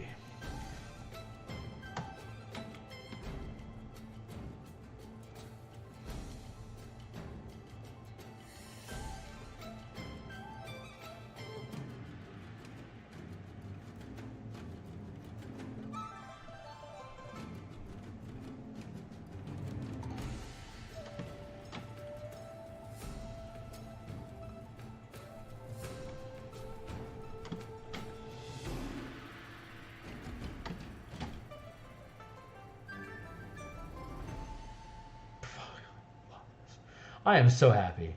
My heart is just singing right now. Everything about this project has been blessed. It's been a bear. I mean, it's a monster. I mean, it's like 100 pages worth of document. It's a monster. And it's probably a lot more detail than I needed to do. And I mean, that's why we gave it to another DM. It's like, hey, is this level of content, is this fun content? Do you guys like reading all this crap? And if the answer is coming back, yeah, this is great stuff. It's like, good, then this, because I go like really deep into like door mechanics. Like, how does this door work? You know, stupid stuff like that. It's like little niggly details that in my opinion, like make or break what's good content. It's like, that's, you know, I don't know about that adventure in the long haul, but I love those door mechanics, you know? It's so ridiculous. But I mean, you know, we build what we like. You know, I like technical stuff, and I like my Eberron being on the more technical, like I don't know. It's almost like to me, like Eberron almost feels like Diesel Punk, you know? Like a really dirty magic. Like it like if they had magic pollution rules, I think Eberron would totally be all about polluting magic. Like not like hard evil, like defiling from Dark Sun. That's just too severe. But like I could see there being a lot of fey conflict around you're polluting our planet. Stop doing that. It's like, but the magic's so good.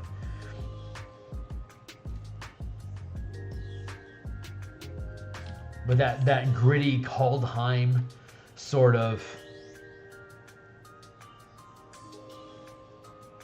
Esper energy poisons the world sort of idea, I think that totally has a place in Eberron.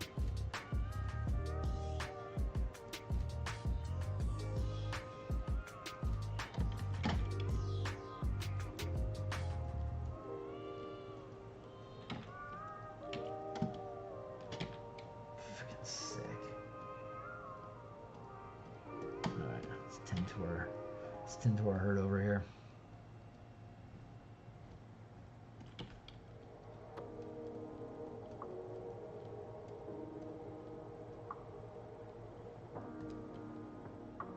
Just gonna merge that down.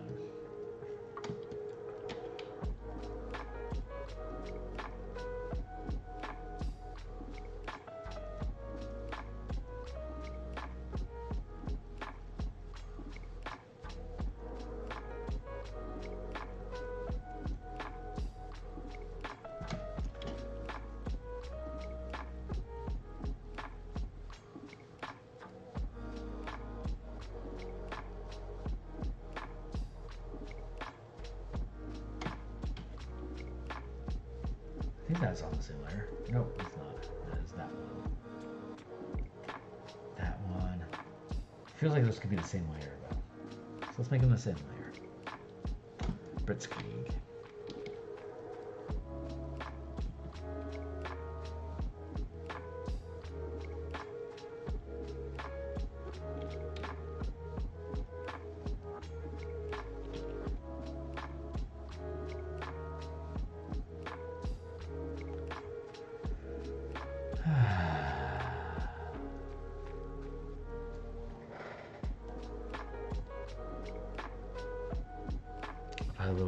I like the little details. Cool. Well, hopefully this will satisfy.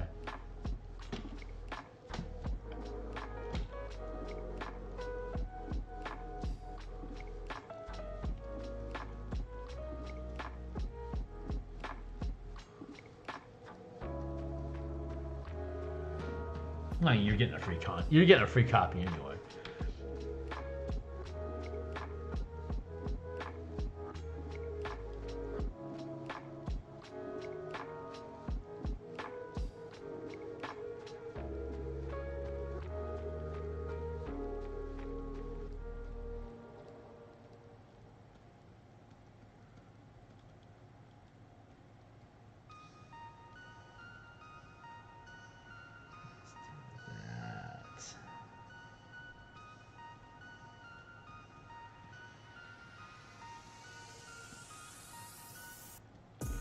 I am almost out of time. Less than 10 minutes left on my block.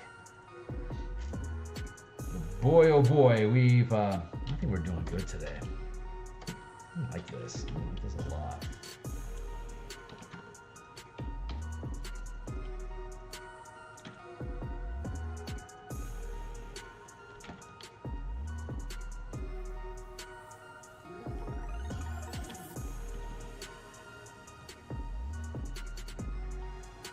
Oh man, my ghrelin's really kicking in. I haven't eaten since... When did I eat last? 10 a.m.? So... approaching 12 hours. Yeah, we're at 11 hours now. Only had about 600 calories, I think. Some chala masala. Chala aloo, I think is what it was. Anyway, it was Mexican dish. Indian dish. Mostly tomatoes and beans. So it didn't have a lot of calorie value in it, but I was at 250 last year in weight, pounds.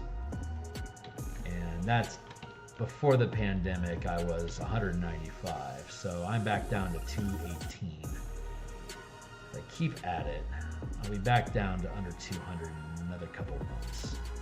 So. But the hunger hormone is really just punching me in the gut right now. Literally punching me in the gut right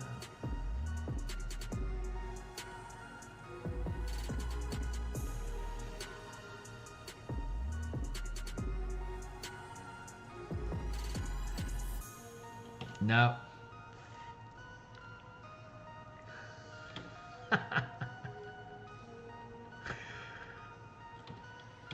No, if you go back to like February and look at the videos, like you're gonna see a lot more chin. You know, you're gonna see a lot less teeth, but you're gonna see a lot more chin too. So at 25 pounds so far, has really make a difference. Like it really makes a big difference.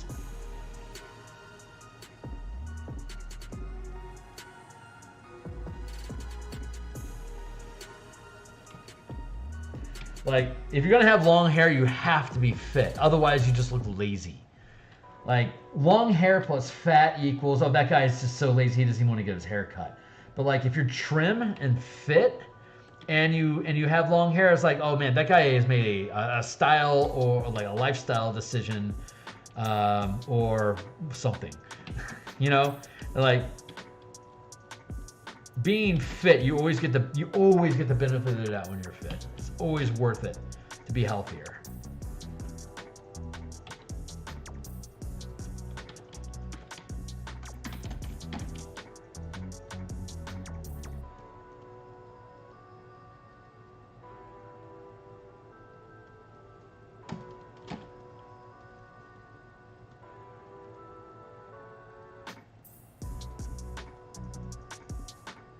I am less than 5 minutes away from done for the day, so I'm trying to rush anything, but I just want to make sure that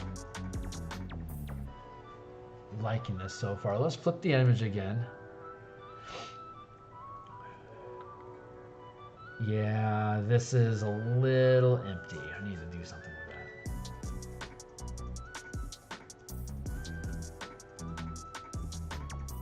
That's pretty good.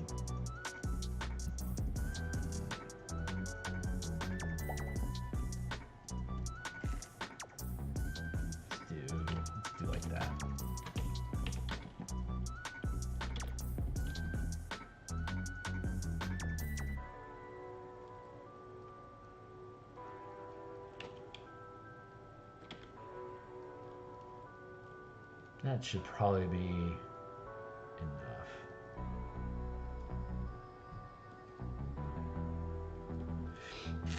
I'd rather be heavy and gully than thin and miserable. No harm. No judgments.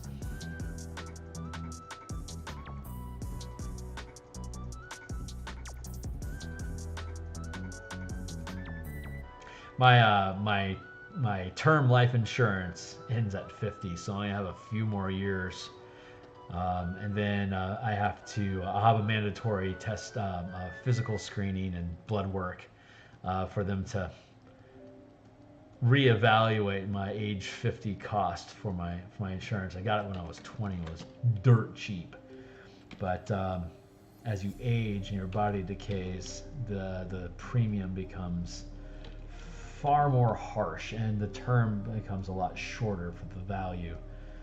So term insurance is a rough road, man. If you don't do heavy investing like long-term CDs and stuff like that, good stock market like mutual funds and crap like that, insurance is a pain in the ass.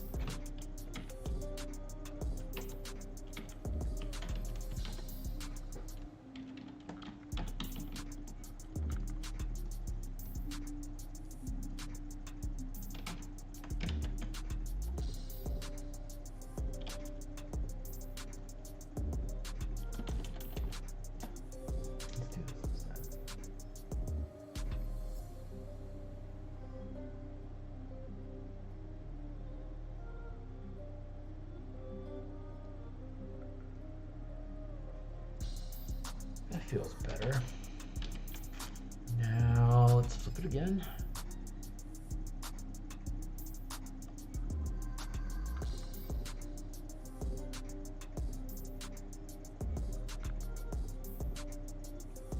Just about there.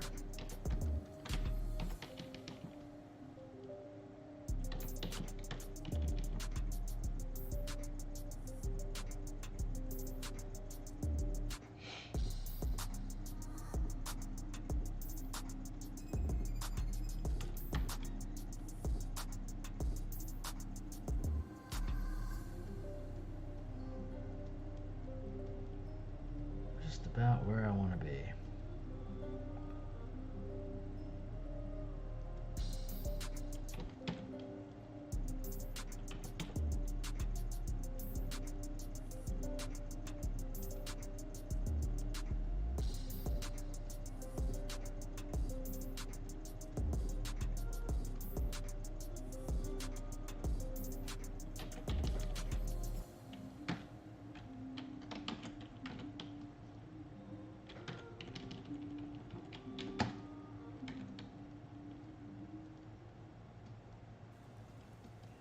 There.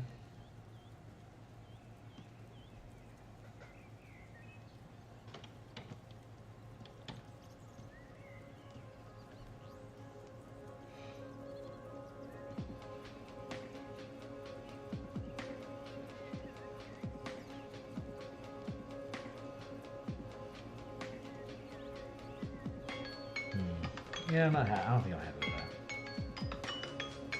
Ba-da-ba-da-ba-ba. Hurry up and hang up now.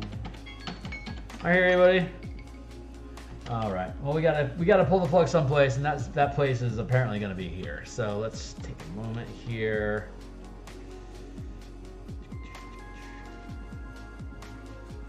Yeah, I'm gonna drop that. I can afford to drop that, but I do. Come back here. Drop that. Do you want to come around here?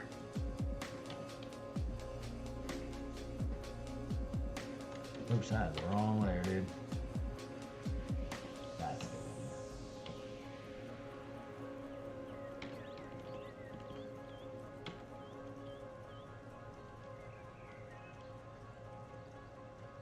I do like that.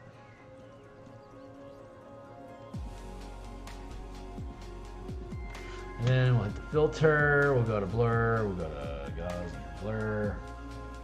Punch that up to 100.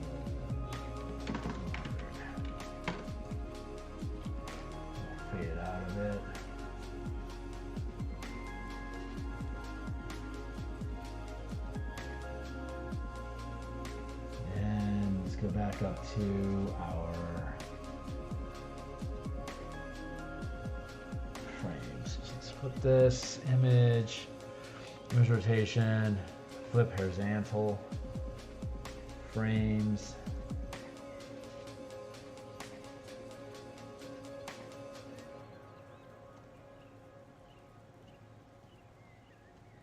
Here, here.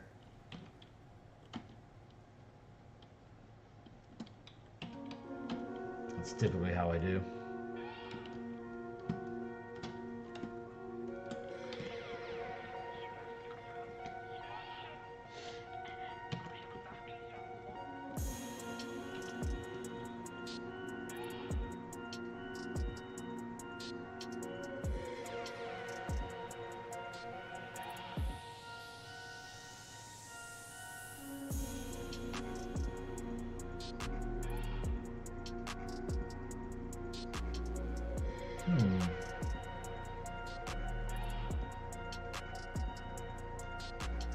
Well, that is what it is. You gotta have the logo in there no matter what. So it's smart to keep an eye on the strip there.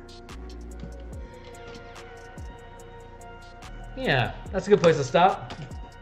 That is a good place to stop. Man, that's looking cool. All right, so that is where we're at for now. When we come back next time, we're going to work on that curved text, the flat top, under arch, like arch text, like big C, big R, crystals of Mabar.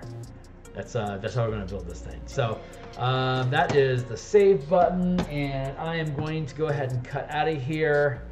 Tomorrow, I think I'll be doing some lunch stream tomorrow. I'll probably be doing Spelljammer lunch stream tomorrow. Yeah. Catch you guys on the other side. Like, subscribe, check out my books in the description down below. Check out monochromatism, color blindness stuff. That's what I deal with. You know, Bob's your uncle. Thanks for being here, and I'll see y'all on the other side. Cheers.